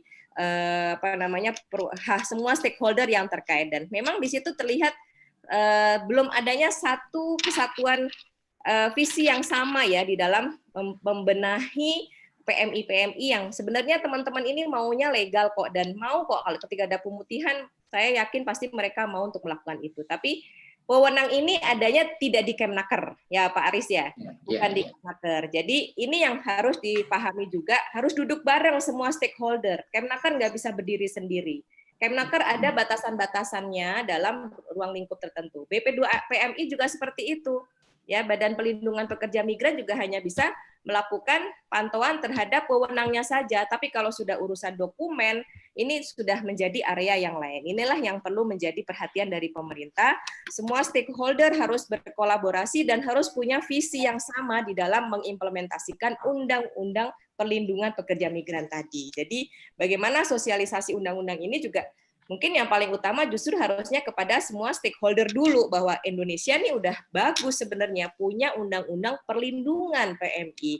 Apakah ini sudah dipahami oleh semua stakeholder sehingga semua harus berupaya untuk membantu ya proses-proses perlindungan terhadap sahabat-sahabat migran yang ada di negara-negara ya tadi 150 negara, khususnya di Malaysia yang memang paling banyak sekali terdapat ilegalnya. Dan kita juga sudah melihat ya bagaimana dalam situasi pandemi ini sebenarnya ini menjadi momen kalau menurut kita. Ini menjadi momen karena banyak yang sudah pulang, baik dipulangkan maupun pulang secara pribadi, baik pulang secara formal maupun pulang secara tidak formal, ya artinya pulang sendiri melalui jalan-jalan tikus itu. Ketika akan kembali lagi ke Malaysia, ini bisa dilakukan pemutihan ataupun membantu sahabat-sahabat migran ini supaya bisa mendapatkan dokumen yang lebih legal lagi sehingga terlindungi secara hukum dan terlindungi secara undang-undang. Tapi biar bagaimanapun pada situasi pandemi saat ini, global disease yang memang sudah terjadi di seluruh negara, saya kira yang sekarang kita kedepankan adalah sisi kemanusiaan kita, sisi kebangsaan kita, sisi dari persatuan, adanya kesatuan persatuan di dalam diri kita karena kita punya Pancasila, kita punya Negara Kesatuan Republik Indonesia, pekerja migran ini juga sama punya Pancasila, mereka juga benderanya bendera merah putih sama dengan kita yang ada di sini. Yang legal dan ilegal adalah semuanya WNI. Mungkin ini yang dikedepankan saat ini untuk membantu bagaimana sahabat-sahabat migran ini keluar dari satu pandemi yang sangat memberatkan dan bisa berdampak panjang bagi kehidupan kesejahteraan dari pekerja migran Indonesia ini. Karenanya kami dari Komisi 9 selalu membahas isu-isu terkait dengan persoalan PMI ini, baik dengan BP2MI maupun dengan Kemnaker ya, dan juga dengan semua pihak yang terkait. Tapi memang mungkin setelah reses ini kita akan mengusulkan adanya rapat gabungan dengan stakeholder yang lain yang tadi ya terkait dengan dokumen-dokumen keimigrasian, kemudian KBRI dan juga saya setuju sekali tadi ada konjen ya Pak ya di Sabah itu, memang di Sabah banyak sekali kalau ada perwakilan Kemnaker di sana itu akan sangat bagus gitu ya karena bisa memonitoring perkembangan pekerja migran di sana, karena di Sabah banyak sekali tuh waktu kita kampanye kita temukan di sana sangat banyak sekali. Nah, inilah upaya-upaya yang harus terus kita lakukan. Kemnaker bersama Komisi 9 ya, dengan mungkin dengan stakeholder yang lain ya, Kementerian Luar Negeri dan juga bagian keimigrasian harus duduk bareng untuk bisa menyelesaikan persoalan ilegal PMI ini supaya menjadi legal. Karena saya yakin dan saya sudah mendengarkan sendiri betapa sebenarnya teman-teman ini sangat ingin untuk menjadi legal. Cuma tadi banyak kendala dalam pengurusan dokumen, itu yang mereka keluhkan kepada kita ya, termasuk juga ketika harus menyekolahkan anak-anaknya di negara itu gitu ya. Banyak sekali proses-proses administrasi yang menyulitkan, yang saya kira ini harus duduk bareng dengan kementerian yang lain, karena Kemnaker tidak masuk ke situ gitu. Seperti misalnya ketika akan menyekolahkan anak itu harus ada dulu surat keterangan pendidikan dan seterusnya dan sebagainya, itu harus dari kementerian yang lain. Makanya persoalan tantangan PMI ilegal ini harus duduk sejumlah kementerian dan sejumlah stakeholder bersama-sama untuk bisa menyelesaikan bagaimana supaya ke depan ya manajemen pengelolaan ya governance dari pekerja migran yang mereka ini adalah pahlawan devisa yang menghasilkan ya uang sangat besar untuk APBN kita, ini harus diberikan ruang yang apa ya, ruang yang dihargai lah. Mereka ini harus mendapatkan tempat yang baik gitu untuk mendapatkan perhatian dan harus mendapatkan prioritas menurut saya perhatian ini. Dan bahkan sampai ada yang menangis di hadapan saya pada saat saya reses kemarin, kalau saja di Indonesia ini ada pekerjaan dengan gaji sama dengan saya menerima di Malaysia, saya mau pulang sekarang juga ikut ibu, sampai begitu tuh Mbak Karina. Artinya semua bekerja ini adalah karena untuk menyambung hidup ya, makanya ya untuk menyambung hidup, untuk memenuhi kebutuhan keluarga, semuanya seperti itu. Dan kita sendiri memang sedang dalam tantangan besar terkait dengan situasi lapangan pekerjaan yang ada di Indonesia, apalagi dengan situasi pandemi ini, PHK juga meningkat di dalam negeri, ya ini menjadi satu tantangan, tapi kita harus yakin dengan kebersamaan kita, insya Allah kita bisa melalui semua tantangan-tantangan ini dengan kesabaran kita dan juga dengan tadi ya, dengan semangat NKRI, semangat Pancasila, semangat bendera merah putih, semangat kebangsaan kita, itu kita pasti bisa bersatu untuk menang dari COVID-19 ini, insya Allah. Ya, jadi mungkin itu saja yang bisa saya sampaikan. Saya kira kalau untuk kondisi di Malaysia, teman-teman PMI dan teman-teman PPI lebih pahamlah situasinya seperti apa. Tapi sebagai perwakilan dari teman-teman migran yang ada di Komisi 9, insya Allah kami terus akan berkomitmen untuk terus memikirkan dan memperjuangkan kemaslahatan, kebaikan-kebaikan, dan penataan yang lebih baik lagi, lebih manusiawi lagi untuk teman-teman migran di negara-negara yang sekarang mereka sedang bekerja, khususnya di negara Malaysia. Mungkin itu dari saya mohon maaf kalau ada kata-kata yang kurang berkenan. Mari kita bersatu untuk menyatukan visi kita, semangat kita, ya Pak Aris ya, juga dengan PP2 PMI dan semua stakeholder untuk sama-sama membantu sahabat-sahabat migran kita di Malaysia ya keluar dari situasi berat pandemi COVID-19 ini. Assalamualaikum warahmatullahi wabarakatuh. Waalaikumsalam warahmatullahi wabarakatuh. Yang penting kita harus tetap semangat ya Bu, bersatu untuk sama-sama melalui masa-masa pandemi COVID-19 ini. Itulah tadi pemaparan materi yang sangat membara dan sangat detail yang disampaikan oleh Ibu Kurnia. Selanjutnya, Ibu Bapak, sebenarnya di kolom komentar YouTube kita ini, YouTube PPI Malaysia ini sudah sangat banyak pertanyaan-pertanyaan yang ingin diajukan oleh baik dari pekerja migran Indonesia sendiri atau dari orang-orang yang ingin mengetahui lebih dalam masalah ini. Cuman sebelum kita masuk ke Q&A dari teman-teman sekalian yang memaparkan pertanyaannya di YouTube, izinkan kami dari Divisi Hukum dan Advokasi ingin memberikan pertanyaan yang sudah kami sediakan gitu. Boleh ya Pak, Bu? Oke, tadi sudah satu pertanyaan sudah ditanyakan kepada Bapak Aris. Ini pertanyaan untuk Ibu Kurniasi. Pertanyaannya adalah, yang kurang diperhatikan oleh pemerintah Indonesia terhadap pekerja migran Indonesia di Malaysia selama COVID-19 ini, Bu? Mungkin boleh dijawab. Mbak Karina, tadi kalimatnya terputus sedikit yang depan. Terputus. Pertanyaannya, apa yang kurang diperhatikan oleh pemerintah Indonesia terhadap pekerja migran Indonesia di Malaysia selama COVID-19 ini, Bu? Ya, yang menjadi tantangan buat kita ya untuk bisa membantu sahabat-sahabat migran di Malaysia ini, yang pertama adalah saat terjadi puncaknya pandemi di Malaysia, khususnya pada saat lockdown, itu adalah bantuan sosial, ya, bantuan kebutuhan sosial. Itu memang sudah dilakukan, tetapi belum bisa menjangkau seluruh PMI karena tadi ada yang prosedural, ada yang non prosedural. Kalau yang tidak terdata ini yang agak mengalami kesulitan, yang tidak terdata.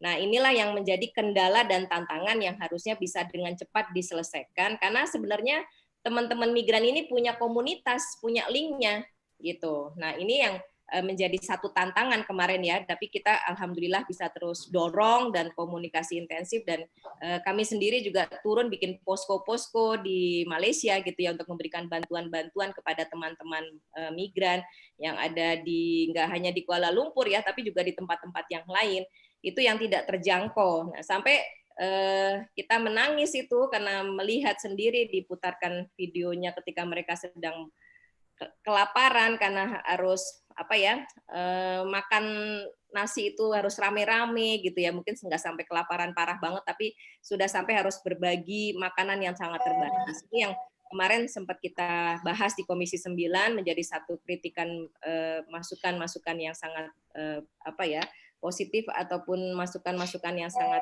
dari kami dari Komisi 9 agar perhatian terhadap PMI khususnya memenuhi kebutuhan hidup sehari-hari mereka selama pandemi ini, karena kan mereka nggak bisa bekerja, lockdown juga, semuanya harus di tempat tinggal mereka. Sementara tempat tinggal mereka itu kalau kita lihat di bedeng-bedeng itu nangis kita itu. Saya tuh waktu kampanye dan waktu reses itu saya turun ke bedeng-bedeng itu.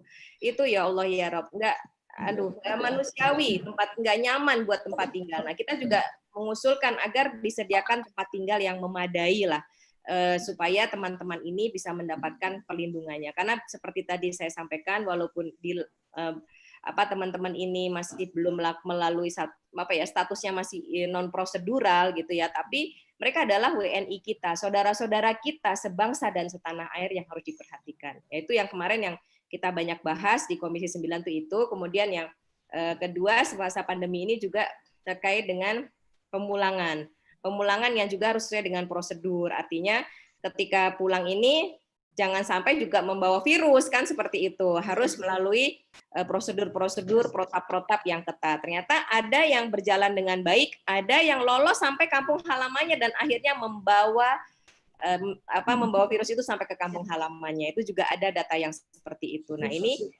harus ditingkatkan secara masif ya, perlindungan terhadap pekerja migran ini dan juga perhatiannya, dan juga beberapa persoalan migran ini sangat banyak sekali ya, kayak misalnya di luar pandemi ini aja kita sudah banyak menemukan case seperti misalnya kayak semacam trafficking ini sudah terjadi juga, apalagi di Malaysia nih banyak sekali indikasi-indikasi trafficking. Nih kemarin kita sudah bahas dengan Kepala BP2 PMI yang baru dilantik langsung terjun bebas dengan begitu banyak tantangan ya luar biasa. Yaitu indikasi-indikasi seperti trafficking, perbudakan itu memang terjadi, dan ini satu tantangan yang harus kita perbaiki bersama-sama. Kita duduk bareng dengan semua stakeholder, nggak bisa hanya 1-2 kementerian, nggak bisa, semua harus duduk bersama, semua harus duduk bareng, nggak cukup Komisi 9, Komisi 1, Komisi 2, dan komisi yang lain terkait juga harus duduk bareng di sini untuk bisa menyelesaikan polemik yang sangat berat ini, yaitu isu-isu besar, isu-isu berat PMI ini seperti apa. Dan ketika di Malaysia kemarin yang paling berat pada saat pandemi itu adalah keberlangsungan hidup mereka dan kebutuhan pokok yang banyak sekali tidak terdistribusi ataupun tidak mendapatkan bantuan karena tadi datanya nggak terjangkau datanya ini gitu. Nah, ini yang mungkin menjadi satu tantangan, bagaimana kita bisa walaupun belum unprocedural ataupun belum prosedural, bagaimana kita tetap bisa terus mengupdate data-data ini dengan turun ke lapangan, turun ke masyarakat di sana ya, di kalangan PMI sendiri gitu ya, karena mereka punya komunitas-komunitas dan punya link-link. Jadi kalau ketemu sama si Fulan nanti, oh ada Bu di sana Bu, nanti saya bawa ke sana, saya dibawa ke sana. Jadi kemarin waktu reses tuh Pak Aris, saya nggak pernah tidur jam 12 malam, benar-benar keliling ke beberapa tempat, ke tempat posko teman-teman itu ya, luar biasa. Ya, itu luar biasa ya perjuangan teman-teman di sana tuh, Masya Allah ya, mudah-mudahan Allah ridho dan Allah menjaga semuanya lah, insya Allah, mudah-mudahan itu yang bisa kita. Gitu Mbak Karina.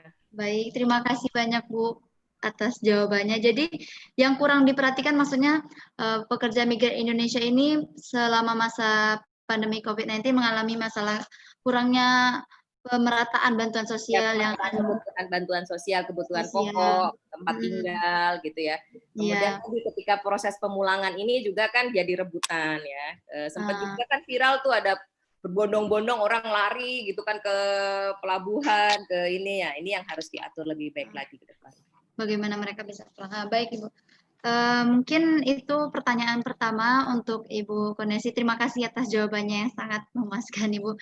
Nah sekarang beralih, izinkan saya bertanya kepada Bapak kalau banyak ditanya harus banyak hadiah nih ya Pak Aris ya. Banyak hadiah. Satu pertanyaan hadiahnya apa nih gitu Pak. Nanti kami diskusiin dulu Bu. Kan biasanya kalau mahasiswa ditanya sama dosen, ini gantian masa kita ditanya sama mahasiswa ya. Keren banget ini, ya. Ini serasa lagi kuliah online, ada 2 dosen yang sangat luar biasa. Makanya kita harus sabar Bu. Oke. Jadi ini Bapak pertanyaan yang kedua tadi, yang pertama mengenai solusi undocumented sudah Bapak bahas, juga dalam materi sudah Bapak terangkan secara detail. Nah untuk pertanyaan kedua Pak, ada tadi kan sudah dijelaskan juga banyak masalah yang dihadapi oleh pekerja migran Indonesia ini selama pandemi COVID-19 ini kan. Terjadi beberapa pelanggaran hak kerja kepada PMI seperti PHK, mendapatkan kekerasan, diskriminasi terhadap pekerja migran Indonesia perempuan, dan banyak hal lain yang menjadi masalah-masalah untuk pekerja migran Indonesia di luar negara. Nah, dari Bapak sebagai pelaksana tugas atau perwakilan dari Ibu Kementerian Tenaga Kerja, apakah rencana pemerintah Indonesia untuk menyelesaikan atau paling tidak mengurangi permasalahan ini pasca COVID-19? Ya, terima kasih. Mungkin boleh juga dibuka halaman 18. Jadi nanti intinya masalah ketenaga kerjaan pada umumnya dan PMI pada khususnya ini sebenarnya adalah hilir akibat dari masalah di hulu. Dari masalah di hulu itu bukan hanya ketika di luar negeri, ketika di dalam negeri pun juga menjadi harus kita telusur untuk kita bisa mengurai benang kusut dari permasalahan PMI ini. Saya sepakat dengan Ibu anggota. Jadi bagaimana ini kita harus duduk bareng, karena tadi urusan naker ini urusan akibat, urusan dari berbagai masalah umur misalnya.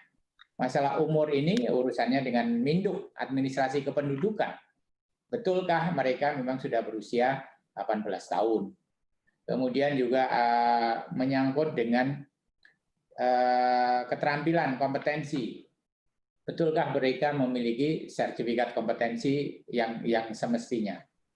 Kemudian urusan jaminan sosial dan urusan kesehatan dan lain sebagainya. Ini kan tidak bisa dari naker saja. Di sana sebenarnya bagaimana kita solusinya, kan ini kita tidak perlu menyalahkan orang lain. Sekarang apa yang ada di depan mata kita bisa kita selesaikan. Di umum pada situasi normal termasuk juga di masa pandemik ini kita sangat proaktif untuk mendorong agar tidak terlalu terdampak dengan COVID ini. Kita misalnya membuat surat, kita meminta melalui Kementerian Luar Negeri untuk tidak pulang dulu dah gitu. Nah, tapi kan juga tergantung nanti mereka bagaimana yang pekerja harian. Itulah Kementerian Luar Negeri mendorong adanya bantuan sosial dengan sembako. Untuk Ibu anggota Bu Kurnia, Naker ini tidak bisa mengalokasikan anggaran bansos yang akunnya 57 karena itu menjadi ranahnya di Kementerian Sosial misalnya seperti itu. Jadi kami hanya bisa melakukan ikhtiar-ikhtiar untuk membantu ke sana. Bahkan mungkin ada juga kegiatan-kegiatan yang kita sudah diarahkan untuk refocusing, walaupun tidak menggunakan judulnya adalah bantuan sosial. Kita juga meminta kepada perwakilan kita, atas kita Pak Budi Laksana, untuk juga approach agar yang masa kontraknya habis bisa diperpanjang gitu. Nah, jadi ini juga bagian dari kita untuk menahan agar mereka tidak pulang dan ada solusi. Jangan hanya kita tidak boleh pulang, tapi mereka yang tadi kontraknya sudah habis, visanya nggak bisa diperpanjang, kemudian juga misalnya deportan, itu ya mereka harus pulang. Tapi kembali protokol kesehatan harus dipenuhi. Nah ini kembali yang menjadi perhatian kita. Kemudian bagaimana kalau terjadi PHK? Nah ini kembali kelemahan Republik ini adalah menyangkut data. Saya minta kepada teman-teman PMI, mungkin jangan ditafsirkan saya itu memojokkan PMI. Problem kita adalah lapor, Bo Iao, bahasa saya tadi, orang yang butuh pekerjaan, korban, atau berbagai masalah ketenagakerjaan, silahkan lapor.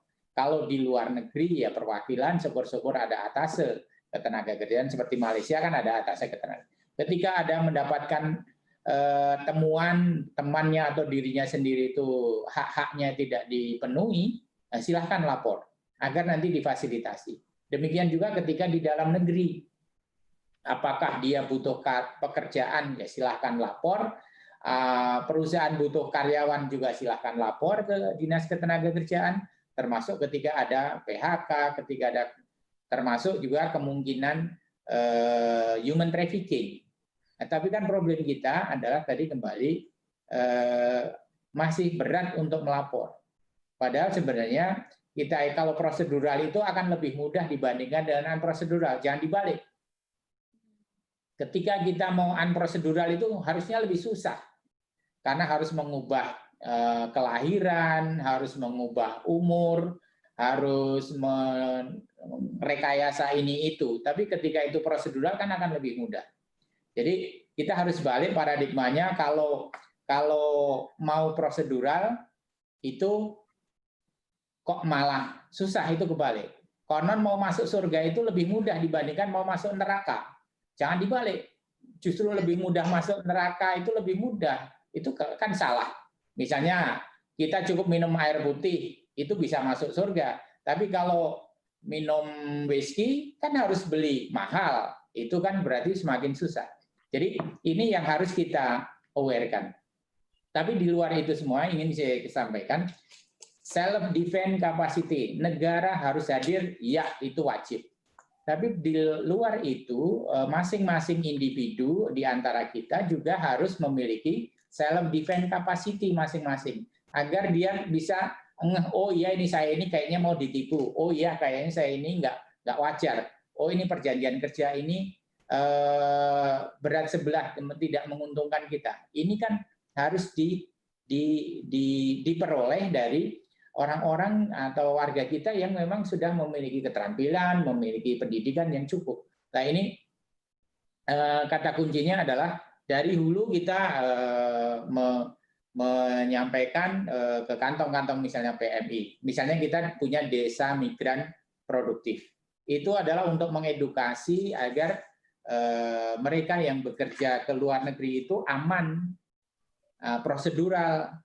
Dan nanti kita harapkan kalau tadi aman prosedural, ya nanti kita mendapatkan majikannya juga yang baik, penggunanya juga yang terbuka, tidak kucing-kucingan semua. Jadi ini menjadi tantangan kita semua. Kemudian di dalam negeri, di luar negeri kita memberdayakan petugas pegawai pejabat Adnaker kita juga kita dorong untuk juga jemput bola, hotline, kemudian mengaktifkan 24 jam media sosial untuk selalu terkoneksi. Jadi kata kuncinya konon yang menjadi tantangan kita adalah bagaimana kita mengoneksikan posisi pekerja kita dengan perwakilan kita. Kalau itu nanti terjalin komunikasi. Jadi sebelum berangkat lapor ke Dinas Ketenagakerjaan, ketika tiba di negara penempatan ya laporlah di dinas atau di perwakilan kita, di atase kita. Sehingga nanti akan termonitor di mana posisi termasuk ketika ada masalah. Itu poinnya ke sana. Jadi baik itu tadi layanan kita tadi di sisi ekonomi dengan bantuan-bantuan sosial, baik itu dari Naker maupun dari Kemlu, kemudian juga dari sisi hukum, perlindungan ketika ada hak-hak PMI kita yang belum terbayarkan oleh pengguna, kita bisa dampingin, kita bisa fasilitasi, kita bisa perjuangkan. Kemudian dari sisi sosial, nanti ketika tiba di tanah air, juga kita dorong kita sudah aktifkan ada 402 desa migran produktif yang kita harapkan juga bisa memberikan pendampingan. Termasuk juga nih pengawalan agar mereka-mereka yang pulang itu statusnya tetap self karantina. Walaupun ini puncaknya sudah menurun karena mungkin teman-teman kemarin pada mau pulang itu menjelang Idul Fitri, ini sudah terlewati, tapi tetap protokol kesehatan harus tetap diutamakan. Ini semua kita harus merubah mindset kita, mentalitas kita, agar betul-betul yang prosedural, yang documented lah nanti yang akan kita dorong terus. Jadi mungkin bahasanya ya kita tidak dalam posisi ingin mendorong atau melegalkan yang unprosedural. Tapi kalau sudah terjadi unprosedural ya harus kita tangani kan, jangan sampai nanti malah menjadi terlunta-lunta di negeri orang. Ya saya diingatkan dalam penanganan krisis ini kita ingin memberikan apresiasi dan penghargaan. Terima kasih kepada teman-teman komunitas ya yang sudah membantu untuk menjangkau teman-teman PMI yang nggak berani keluar kadang karena nanti kalau keluar malah ditangkap sama aparat kan gitu. Jadi itu tantangan itu komunitas-komunitas yang sudah bisa menjangkau warga-warga kita yang tanda petik bersembunyi karena prosedural tadi. Jadi ini menjadi penting di samping tadi menyangkut dengan mengonektingkan sekaligus juga kaitan dengan bantuan-bantuan material dan finansial yang diberikan kepada PMI kita sebagai bagian dari tadi unity apapun di negeri orang itu ya menjadi saudara.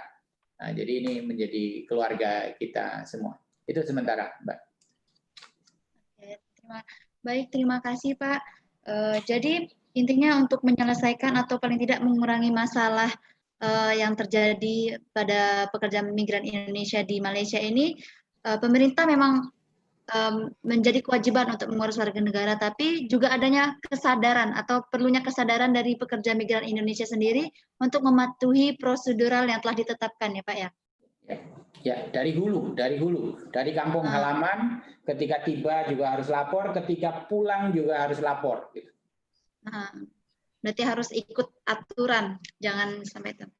Baik Pak, tadi itu mungkin pertanyaan yang disiapkan oleh divisi kami dari Hukum dan Advokasi karena sudah banyak di kolom komentar yang menunggu untuk dijawab oleh narasumber kita pada hari ini. Baik, kita langsung saja Pak. Yang pertama, tadi Bapak Aris menyinggung mengenai adanya hotline atau pengaduan yang 24 jam akan aktif apabila ada pekerja migran Indonesia yang melapor. Ini ada pertanyaan Pak dari Zana Amir dari Migran Care. Pertanyaannya adalah pengaduan permasalahan pekerja migran Indonesia dilakukan melalui talian hotline. Seberapakah efektif penerimaan pengaduan kasus secara hotline? Nah, itu Pak pertanyaannya. Seberapa efektif? Pertama, dari yang mengajukan permasalahan harus aktif. Kata kuncinya kan ada reaksi kalau ada aksi. Jadi hotline itu kan kanal kita sediakan untuk menampung berbagai masalah, berbagai pengaduan dari PMI kita. Di Malaysia melalui Adnaker Pak Budi Laksana itu ibaratnya sudah diatur aplusan ya, apa itu namanya shift piket gitu.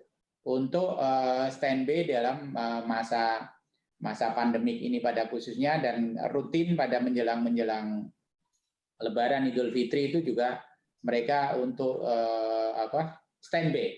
Dan insya Allah sepanjang yang ke kami dari Pak Budi Laksana, jadi sepanjang ada pengaduan akan dijangkau. Memang kemarin seperti untuk bantuan sembako misalnya kan mereka menggunakan Google Form gitu. Jadi mereka dengan mencatatkan diri di Google Form akan ketahuan di mana posisinya. Ini adalah dalam rangka respon. Memang kemarin pada saat pembagian sembako di Malaysia itu dilakukan secara tertutup, Pak Ibu anggota. Karena kalau terbuka nanti bisa jadi ekspektasinya terlalu tinggi, nanti malah akan ada kredit gitu.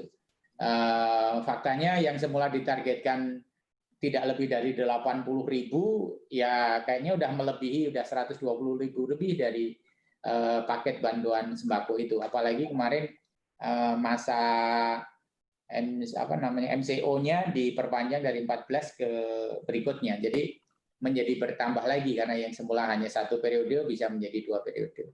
Jadi kembali kata kuncinya efektif adalah kembali keaktifan inisiatif dari PMI menjadi penting. Tadi bahasa saya, mohon maaf mungkin agak kasar, jangan nuntut hak kalau kewajibannya belum dipenuhi. Kewajibannya apa? Melapor, just melapor, sekedar melapor saja itu udah lebih dari cukup untuk didetek di mana posisi ada masalah apa. Tapi kalau nggak melapor, lah itu kita menjadi susah untuk semua-muanya kan gitu. Itu mohon maaf. Ya. Oke, baik, terima kasih Pak. Mungkin bisa yang menanyakan mungkin sudah terjawab seberapa efektifnya. Tadi Bapak Aris juga sudah menegaskan seberapa efektifnya itu tergantung kepada individualnya untuk melapor terlebih dahulu. Kewajibannya dulu melapor baru menuntut haknya kepada pemerintah ya Pak ya. Ya. Baik, kita lanjut ke pertanyaan selanjutnya. Mungkin kalau Ibu Kurniasi ada tambahan, boleh ya Bu? Saya ada yang mau disampaikan lagi ya, terkait dengan situasi akhir beberapa pekerja migran di Malaysia ya, yang kan dari 227 kasus baru itu 38 WNI diantaranya itu kan positif COVID-19 karena ditahan di Immigration Malaysia. Mungkin ini bisa melalui Pak Aris ya, bisa minta tolong dibantu diadvokasi bagaimana pekerja migran yang ada di immigration di depo ya yang karena ditahan itu positif COVID ini, mudah-mudahan bisa, mungkin yang sudah masa stay-nya, masa tinggalnya sudah berakhir, mungkin bisa dipulangkan dari depo-deponya supaya tidak terlalu padat juga di depo-depo ini. Ini pasti harus ada G2G sih pasti, nggak bisa sendiri, harus melalui kementerian, harus melalui kerjasama dengan negara Malaysia yang itu mau dipulangkan. Jadi ada di Depo Tahanan Immigration Bukit Jalil, Depo Tahanan Semenyih, Depo Tahanan Immigration Sepang ya. Itu minta tolong mudah-mudahan ya melalui forum ini bisa diadvokasi supaya mereka juga diperhatikan keselamatannya, kesehatannya dan juga perlindungannya. Kalau memang yang sudah habis masa stay-nya, mudah-mudahan bisa dipulangkan untuk mengurangi juga kekreditan. Karena kalau sudah ada yang satu positif kan akan dengan cepat tuh menularnya ya, luar biasa. Jadi itu tadi yang terlewat ingin saya sampaikan karena ini memang case-nya langsung masuk ke saya dan kita juga sudah menyampaikan sih melalui beberapa teman-teman di Komisi 1 ya untuk bisa dibantu dikawal juga di KBRI dan juga dibantu melalui Kemenlu. Mudah-mudahan melalui Kemenaker juga bisa didorong supaya semua bisa mendorong kepada pemerintah Malaysia karena ini kan punyanya Malaysia kan otoritasnya. Jadi mudah-mudahan melalui kewenangan ini bisa sama-sama dikolaborasikan seluruh kementerian supaya teman-teman yang sedang sakit di sana maupun yang masih sehat ini bisa segera diselamatkan dan yang memang sudah berakhir masa tahanannya bisa segera dikeluarkan. Kemudian yang berikutnya saya kira dalam masa pandemi ini saya juga udah mendapatkan beberapa chat pertanyaan sih Mbak Karina ya, yang ada di itu banyak sekali yang memberikan harapan ya supaya bagaimana persoalan-persoalan migran, sahabat migran ini yang khususnya yang non prosedural ini bisa dibantu untuk bisa lebih prosedural lagi dan bisa tadi ya kalau bahasanya Pak Aris bisa segera ditangani lah yang belum prosedural ini, yang masih non prosedural ini bisa ditangani karena biar bagaimanapun mereka adalah tetap warga negara Indonesia. Terus kemudian juga apa yang harus kita lakukan bersama-sama di dalam melindungi teman-teman migran. Ini kayaknya hadir juga banyak komunitas-komunitas migran nih Pak Aris nih.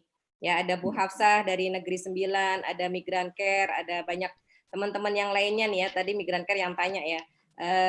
Di sini banyak tokoh-tokoh migran saya kira yang cukup potensial untuk bisa menjadi komunikator dan mungkin bisa membantu Kemnaker juga atau Adnaker ya untuk bisa mencari teman-teman yang perlu dibantu di sana. Karena selain kebutuhan pokok kehidupan sehari-hari, mereka juga membutuhkan perlindungan kesehatan dan juga perlindungan terhadap pekerjaannya.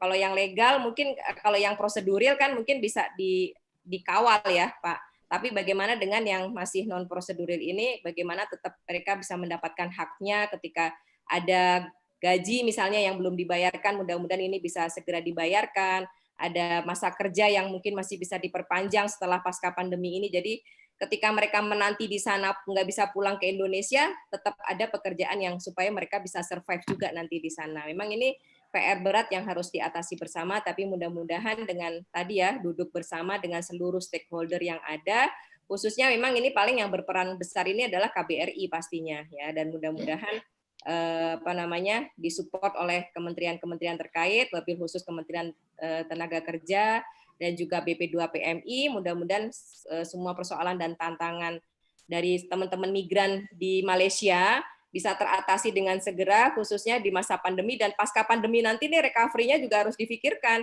gitu. Yang mereka tetap masih stay di Malaysia bagaimana gitu kan. Terus yang sudah positif COVID ini juga pengobatannya siapa yang harus menanggung? Nah, yang kayak gini kita berharap mudah-mudahan bisa diatasi bersama-sama oleh pemerintah Indonesia karena sekali lagi dengan semangat kebangsaan, dengan semangat NKRI, ya negara kesatuan, dengan semangat bahwa pekerja migran itu adalah warga negara Indonesia, saudara sebangsa setanah air. Mari kita selamatkan mereka dan mari kita bantu teman-teman ini, sahabat-sahabat ini karena mereka adalah saudara kita, bagian dari tubuh kita. Kalau dalam Al-Quran kan seperti itu ya. Muslim itu adalah satu badan, satu anggota badan sakit maka akan sakit semua badan tubuh kita. Seperti itulah dengan teman-teman migran Indonesia yang ada di Malaysia. Di sana teman-teman nggak bisa tidur, nggak bisa menikmati hidup, mengalami kesulitan. Kita juga sama, yang di Indonesia juga harus merasakan sama karena kita satu tubuh, satu NKRI masih memiliki kesamaan kesamaan bangsa dan tanah air. Saya kira itu yang mungkin yang bisa kita garis bawahi tadi untuk pelindungan terhadap sahabat-sahabat migran di masa pandemi dan pasca pandemi ini tadi ya, kebutuhan pokok kehidupan. Saya sangat apresiasi tadi Pak, walaupun silent tapi sudah dilakukan luar biasa oleh Kemnaker ya. Mudah-mudahan ini juga Kementerian Luar Negeri dan juga KBRI cukup agresif untuk bisa menjangkau tempat-tempat yang tidak terdata ataupun tidak terdeteksi oleh pemerintah gitu. Kemudian juga tadi ya sektor khususnya pelindungan terhadap status kerja. Perlindungan terhadap status kerja para pekerja migran ini baik di sektor formal maupun informal, hak-haknya mudah-mudahan tetap bisa terpenuhi. Dan yang terakhir tadi mengingatkan kembali, mari kita juga harus mengadvokasi teman-teman yang masih ada di tahanan ya, di depo-depo itu mudah-mudahan bisa segera dibantu. Terima kasih Mbak Karina. Ya, sama-sama Ibu. Terima kasih juga karena telah mewakilkan pertanyaan-pertanyaan yang ingin disampaikan, sudah Ibu sampaikan. Dan juga banyak sekali Bu yang berharap Ibu Kurniasi ini sebagai wakil rakyat yang di bidang tenaga kerja ini menjadi jembatan terbaik agar warga negara Indonesia bisa pulang ke negara asal dengan selamat, terutama yang ilegal. Terima kasih Bu atas kerja kerasnya, atas penyaluran. Mudah-mudahan Allah balas. Dan juga ini Bapak Ibu ada satu pertanyaan lagi. dari kolom komentar dari Naila Akila, pertanyaannya adalah, adakah tindakan dari pemerintah untuk melaporkan pada otoritas Malaysia terhadap bos-bos atau majikan yang tidak bertanggung jawab terhadap pekerja Indonesia? Mungkin boleh dijawab, Pak atau Ibu. Ya. Kalau itu pasti, tapi kembali lagi kalau melaporkan, karena tidak bisa menjangkau. Di Malaysia itu adnakernya cuma satu, padahal KJRI ada berapa? Ada 6 ya. Kuala Lumpur, Penang, Johor, Kinabalu. Anggarannya juga sangat kecil, Pak Aris. 3M, Bu. Cuma 3M. Jadi kembali lagi, intinya saya tetap memberikan stressing, penekanan kepada melaporlah. Apa sih beratnya melapor? Kan melapor tidak harus datang secara fisik. Ya, jadi dengan online, dengan jaringan media sosial bisa dijangkau. Dan katanya kalau melapor itu Pak Aris, kalau saya juga pernah tanya kenapa sih nggak mau lapor, itu katanya kalau lapor nanti langsung ini dikejar-kejar terus untuk undocumentednya itu, jadi udah Bu, biasanya kalau yang ngejar itu sama aparatnya di Raja Malaysianya. Kalau sama perwakilan kita enggak lah, enggak mungkin. Nggak mungkin, Bu. Jadi justru itu malah kita... Dan tadi kuncinya G2G ya Pak ya sebenarnya, kalau MOU-nya sudah kita perbaharui, mudah-mudahan bisa... Iya, beliau mengulur. Makanya ini kalau ini bisa menjadi momentum bagi kita moratorium gitu misalnya. Cuma ini kadang kan banyak di unsur politiknya gitu, Bu, untuk serumpun lah yang apapun gitu. Jadi agar saya dengan berbagai keterbatasan yang kita miliki, makanya tadi kalau ada laporan pasti Pak Budi Laksana, beliau posting yang kedua ya, sebelumnya di Jeddah gitu. Jadi beliau akan sangat eager untuk memperjuangkan. Tapi kembali lagi di lapor. Dengan kita, makanya kalau itu warga kita itu prosedural, bargainingnya juga akan tinggi. Perjanjian kerjanya juga ada, tapi begitu unprocedural kadang kan perjanjian kontraknya juga nggak ada kan gitu. Itu yang menjadi titik lemah kita. Makanya dulu Pak Menteri Hanif sering menyampaikan, Bu anggota, kan self defense capacity. Ketika kita punya anak, ada dua pendekatan untuk melindungi anak kita. Kita kekepin, kita lindungin, kita proteksi dengan kehadiran kita terus. Sama kita tingkatkan kemampuan dia, bela diri dia, adab dia, karakter dia, sehingga ketika dimanapun dia akan bisa survival, akan pede gitu.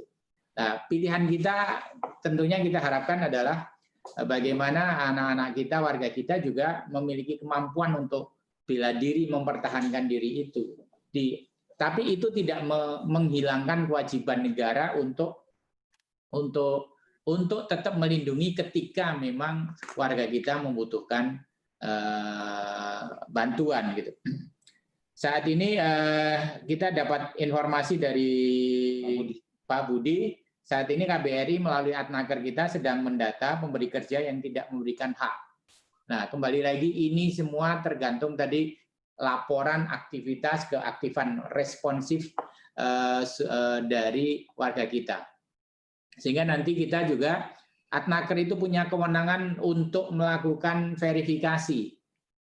Bahkan ketika ditemukan pengguna itu tidak memenuhi ketentuan atau peraturan yang disepakati, kesepakatan yang disepakati, kita bisa memberikan blacklist.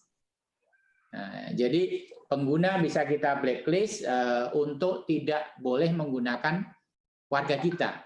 Nah, ini bagian dari sanksi kita. Nah, jadi kembali mari kita proaktif warga kita untuk melaporkan. Jangan hanya yang susah, senang pun lapor juga nggak bakalan dimintain bagian kok sama perwakilan kita. Nah, sehingga nanti ketika ada masalah bisa dibantu di mana lokasinya, masalahnya apa, dan sekaligus juga solusinya baik itu di ranahnya perdata atau bahkan sampai ke pidana. Tapi kembali lagi kesadaran, keberanian, komitmen dari warga kita untuk melaporkan diri. Tidak bakalan diuber sama perwakilan kita, tapi kalau sama Diraja Malaysia, bisa jadi kan gitu. Ya.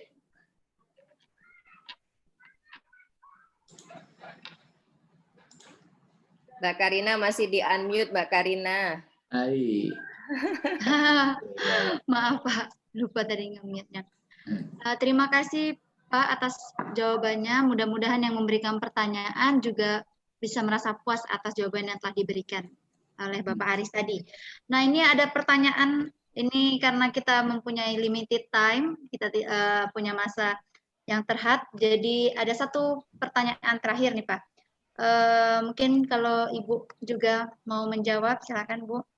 Mohon sampaikan usul konkret agar pekerja migran Indonesia ini mendapatkan perlindungan asuransi apabila sakit ataupun meninggal dunia, sehingga ada dana khusus juga buat mereka. Itu pertanyaannya Pak.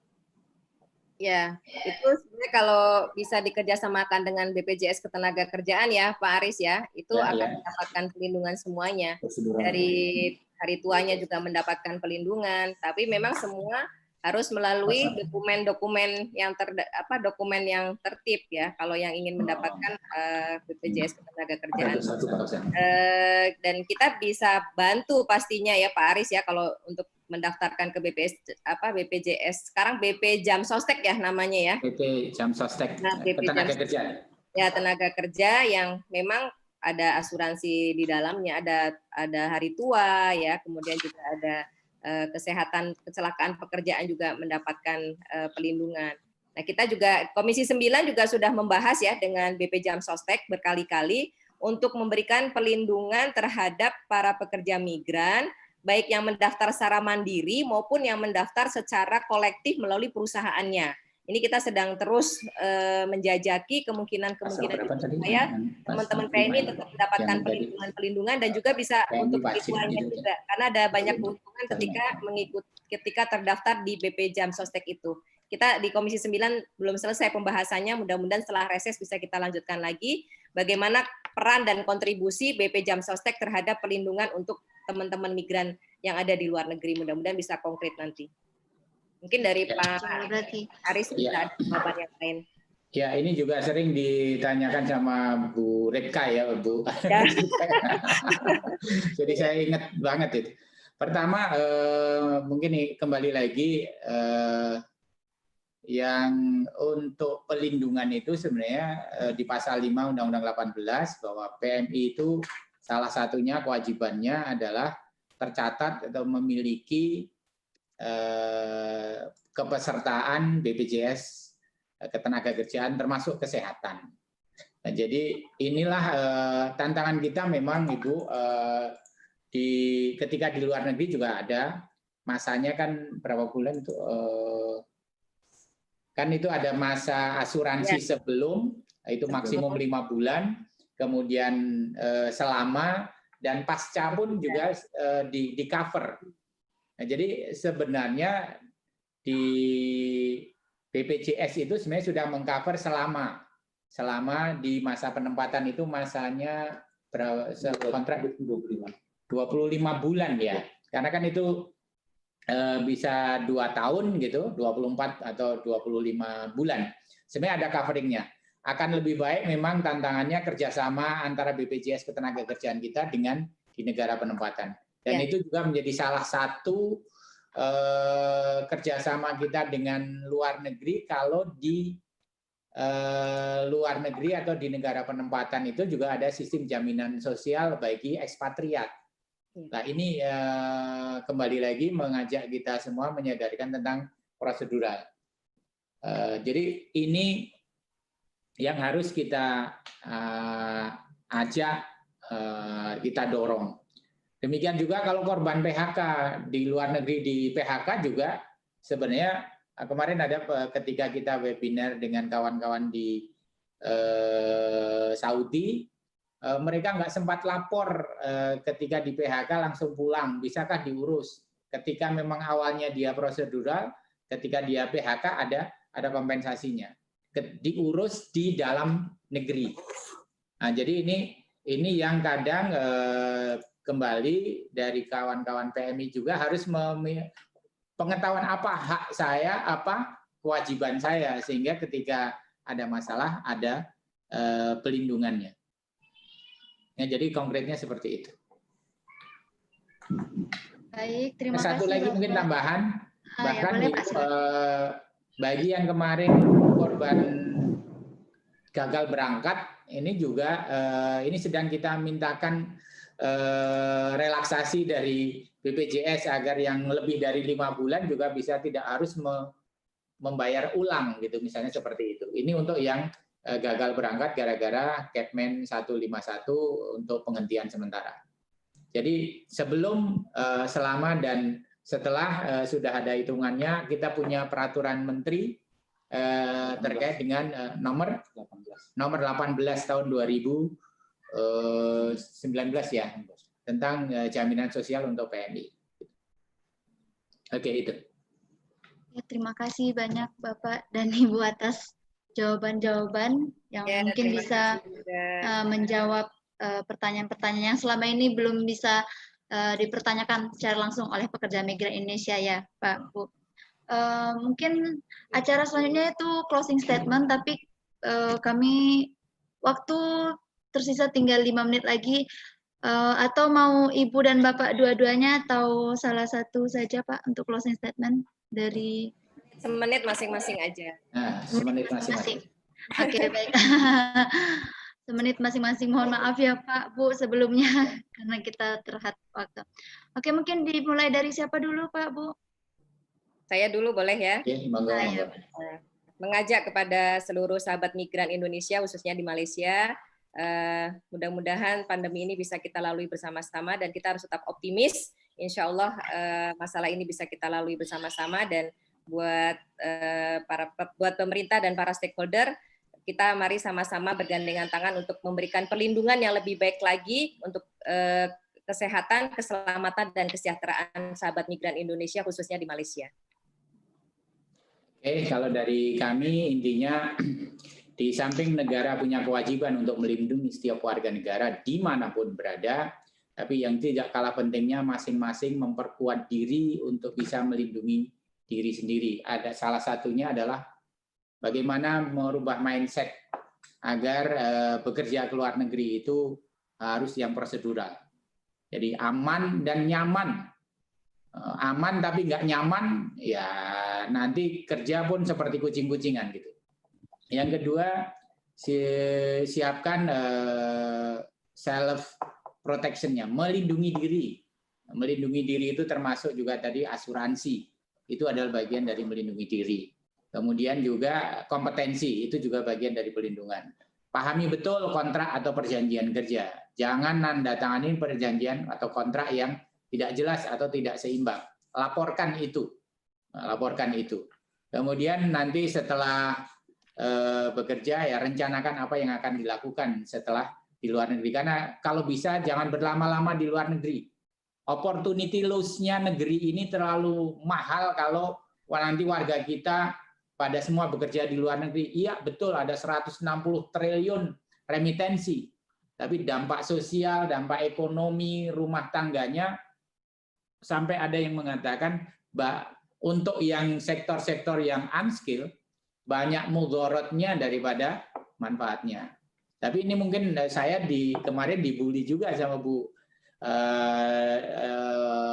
netizen karena tidak berpihak bahwa bekerja ke luar negeri menjadi strategi. Boleh menjadi strategi pembangunan. Ini tadi Abjati juga mengusulkan agar bekerja ke luar negeri menjadi prioritas, tapi untuk yang skill worker, bukan untuk yang unskilled worker. Jadi jaga perilaku sehat, nah ini semua demi agar kita bekerja ke luar negeri tetap sehat, pulang juga sehat dan sejahtera. Itu sementara dari kami. Terima kasih. Ya, terima kasih sekali lagi Bapak dan Ibu. Karena buat PIP keren banget. Terus menjadi sahabat pekerja migran ya, mahasiswa di sana. Insya Allah mudah-mudahan Bu, mohon doanya. Terima kasih buat waktunya, waktu yang telah diluangkan buat Ibu Kurniasi, Bapak Aris, Bapak Yusuf, Ibu Eva, dan Bapak Abdul Ghafur. Terima kasih banyak atas waktu yang telah disempatkan untuk berbagi dan juga menjawab pertanyaan-pertanyaan yang selama ini mungkin pekerja migran Indonesia tidak tahu mau mengalokasikannya kemana ya Pak, Bu. Dan juga mungkin pemerintah sejauh ini sudah berusaha sekuat mungkin bagaimana melindungi atau bagaimana membuat pekerja migran Indonesia itu tetap aman dan sejahtera walaupun berada di luar negara. Ibu Kurniasi juga sebagai wakil rakyat mungkin sudah berusaha sebaik mungkin untuk menyampaikan aspirasi rakyat atau menyampaikan hal-hal yang perlu untuk diselesaikan di tengah-tengah masyarakat, khususnya di tengah pandemi ini ya Bu. Dan juga saya selaku moderator mengucapkan terima kasih kepada para penonton penonton setia live YouTube PPI Malaysia yang telah menyaksikan ini. Semoga bermanfaat untuk kita semua. Saya selaku moderator Bu, Pak, mohon maaf saya selaku moderator apabila selama diskusi tadi ada kesalahan kata yang kurang berkenan, mohon maaf Bu. Dan juga mewakili dari Divisi Hukum dan Advokasi memohon maaf apabila ada kekurangan selama diskusi ini berlangsung atau persiapannya. Kami minta maaf. Dan juga untuk seluruh penonton semuanya, karena ini dari suasana lebaran, kami Persatuan Pelajar Indonesia Malaysia mengucapkan minal aidin wal faizin, mohon maaf lahir dan batin. Semoga kita bisa bertemu di kesempatan. Ya, mohon maaf lahir batin ya Pak, Bu. Semoga kita bisa bertemu lagi di kesempatan lain waktu untuk membahas hal-hal yang lebih bermanfaat untuk kemaslahatan umat, insya Allah. Baik Ibu, saya selaku moderator mau undur diri, tapi akan dilanjutkan oleh Ketua Umum Persatuan Pelajar Indonesia Malaysia yang sekarang berkesempatan hadir. Selanjutnya saya undur diri dan akan diambil alih oleh Saudara Rajif. Bapak, Ibu, saya undur diri dulu. Terima kasih banyak. Semoga bisa bertemu. Insya Allah. Terima kasih. Tetap produktif dan aman COVID-19. Amin, amin, amin. Amin, amin. Doakan kami Bu yang di Malaysia ini sama-sama mendoakan Pak. Allah jaga, Allah lindungi insya Allah semuanya. Ya. Amin. Mudah-mudahan. Baik, kepada Saudara Rajif, disilakan. Baik, bismillahirrahmanirrahim. Assalamualaikum warahmatullahi wabarakatuh. Waalaikumsalam warahmatullahi Karin, jangan wabarakatuh. pamit dulu Karin, karena Karin nanti yang closing. Abang cuma ngasih closing statement aja. Baik, Bang. Saya Ibu Foto dulu Rajif nanti. Saya adalah ketua PPIM yang kemudian sekarang diamanahkan menjadi ketua umum di sini. Bapak Ibu, di sini sangat ramai ya. Menurut KBRI kita punya 11.000 lebih mahasiswa yang belajar di Malaysia, dan tentu saja ini bukan angka yang sedikit. Maka kita bicara kontribusi, kita bicara agent of change. Nonsense mahasiswa jika tidak ada membantu masyarakat di sekitarnya. Maka ini adalah salah satu upaya kami sesuai dengan tagline kami, Kabinet Milenial Progresif, dengan tagline kolaborasi, harmoni, dan kontribusi. Kita ingin bagaimana caranya mahasiswa bisa berdampingan dengan PMI, mahasiswa bisa merangkul pekerja migran Indonesia yang juga sama-sama WNI yang berada di sini. Tidak ada yang istimewakan Bapak Ibu sekalian, tidak ada yang istimewakan. Kami hanya diberikan amanah lebih untuk kemudian belajar di sini. Tapi tidak juga sedikit.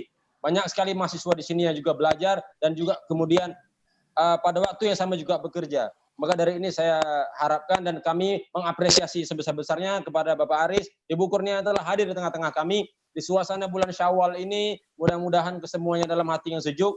Dan kita semua mendapatkan informasi yang sangat banyak, mendapatkan informasi yang informatif, dan terutama bagi teman-teman yang masih menanyakan sejauh mana sih upaya penanganan pemerintah RI bagi rekan-rekan yang bekerja di Malaysia, maka yang barusan kita dengar adalah sesuatu yang sangat penting agar mereka semua kemudian bisa lebih paham dan lebih mengerti. Tercatat Bu, banyak sekali komunitas yang bergabung di sini. Ada Ketua PCI Muhammadiyah dan PCI NU Malaysia juga menyimak diskusi kita.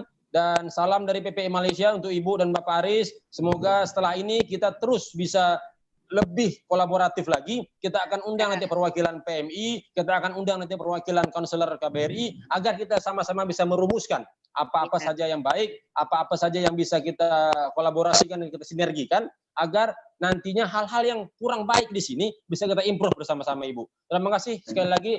Mohon maaf atas segala kesalahan. Dari seluruh kerabat kerja PPI Malaysia mengucapkan jutaan terima kasih telah berhadir. Taqabbalallahu minna wa minkum. Siyamana wa siyamakum, kepada Ibu dan Bapak yang sudah berhadir tetap dalam suasana Idul Fitri. Mohon maaf lahir batin. Saya Ketua Umum PPI Malaysia mengucapkan terima kasih. Assalamualaikum warahmatullahi wabarakatuh. Salam kerukunan, hidup mahasiswa. Hidup mahasiswa. Jadi begitulah Ibu, Bapak, kami punya Ketua Umum PPI Malaysia yang semangatnya membara. Mahasiswa lagi ya, Semangat deh. Yang punya semangat membara. Iya, Pak. harus semangat. Bang Ya, Rajif luar biasa semangatnya. Iya. Nah, Sama-sama Ibu. silakan Bu, kami mahasiswa bisa menyusul jejak Bapak Aris, Ibu, Amin, amin. untuk Amin. menjadi bagian-bagian dari pemerintah. Insya Allah nanti ya Bu. Amin. Tidak harus Makasih, di Bu. pemerintah, Makasih, yang Pak. penting agility harus dikawal. Gitu. Jadi PP ini bisa menjadi fasilitator pertemuan semua stakeholder untuk menyelamatkan sahabat migran di Malaysia. Iya. Ya, Saya sepakat.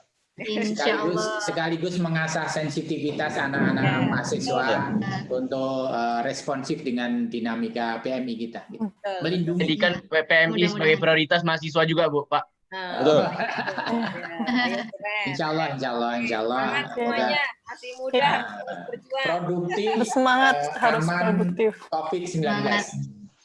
Gitu. Bosan-bosan Ibu dan Bapak untuk bergabung dengan kami, Bu ya. Setelahnya akan kita undang lagi. Insya Allah. Terima kasih, Bapak, Ibu izin foto dulu, foto bareng. Oh iya. COVID-nya udah lewat, reses ke Malaysia lagi, nanti mampir ke PPI insya Allah. Siap, Insya Bu. Allah. Insya Allah Bu. Saya akan ajak minum teh tarik nanti. Boleh dulu. foto dulu. Ya, Oke. foto. Mana? Karin mau ambil atau aku? Kak Fatma Silakan. minta tolong. Kak Farma silakan. Bentar. Ini mahasiswa gini dia. Bentar, aku screenshot ya, nggak bisa. 1, 2. Lagi satu kali lagi. Hari Raya. Oh iya, Oh iya. bentar. 1, 2. Ya.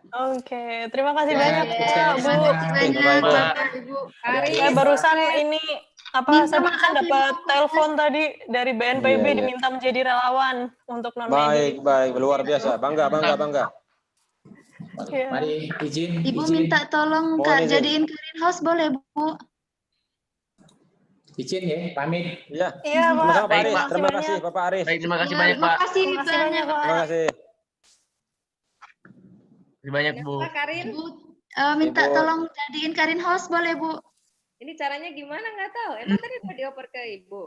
Bukannya udah Iya tadi untuk screen Ibu. Udah nggak apa-apa. Oh iya. Di titik 3, Bu, terus di Enggak apa-apa ini. udah di close deh. Siapa nih? Nggak tahu caranya. Ibu. Ya, kita end aja nanti juga End. ini kali ya. Ya, enak aja. Iya, Bu. Terima kasih banyak ya, Bu ya. Terima kasih banyak Terima Ibu kasih, atas Bu. Semangat ya. Semuanya sehat kan mahasiswa di sana? Alhamdulillah Bu, kita semua sehat. Gemuk-gemuk di sini. Alhamdulillah. Mudah-mudahan segera berlalu, jadi kita bisa Amin. ketemu Amin. offline ya di sana ya, insya Allah ya. Amin. Ya, Saya amin. tunggu Bu, saya tunggu banget. Assalamualaikum.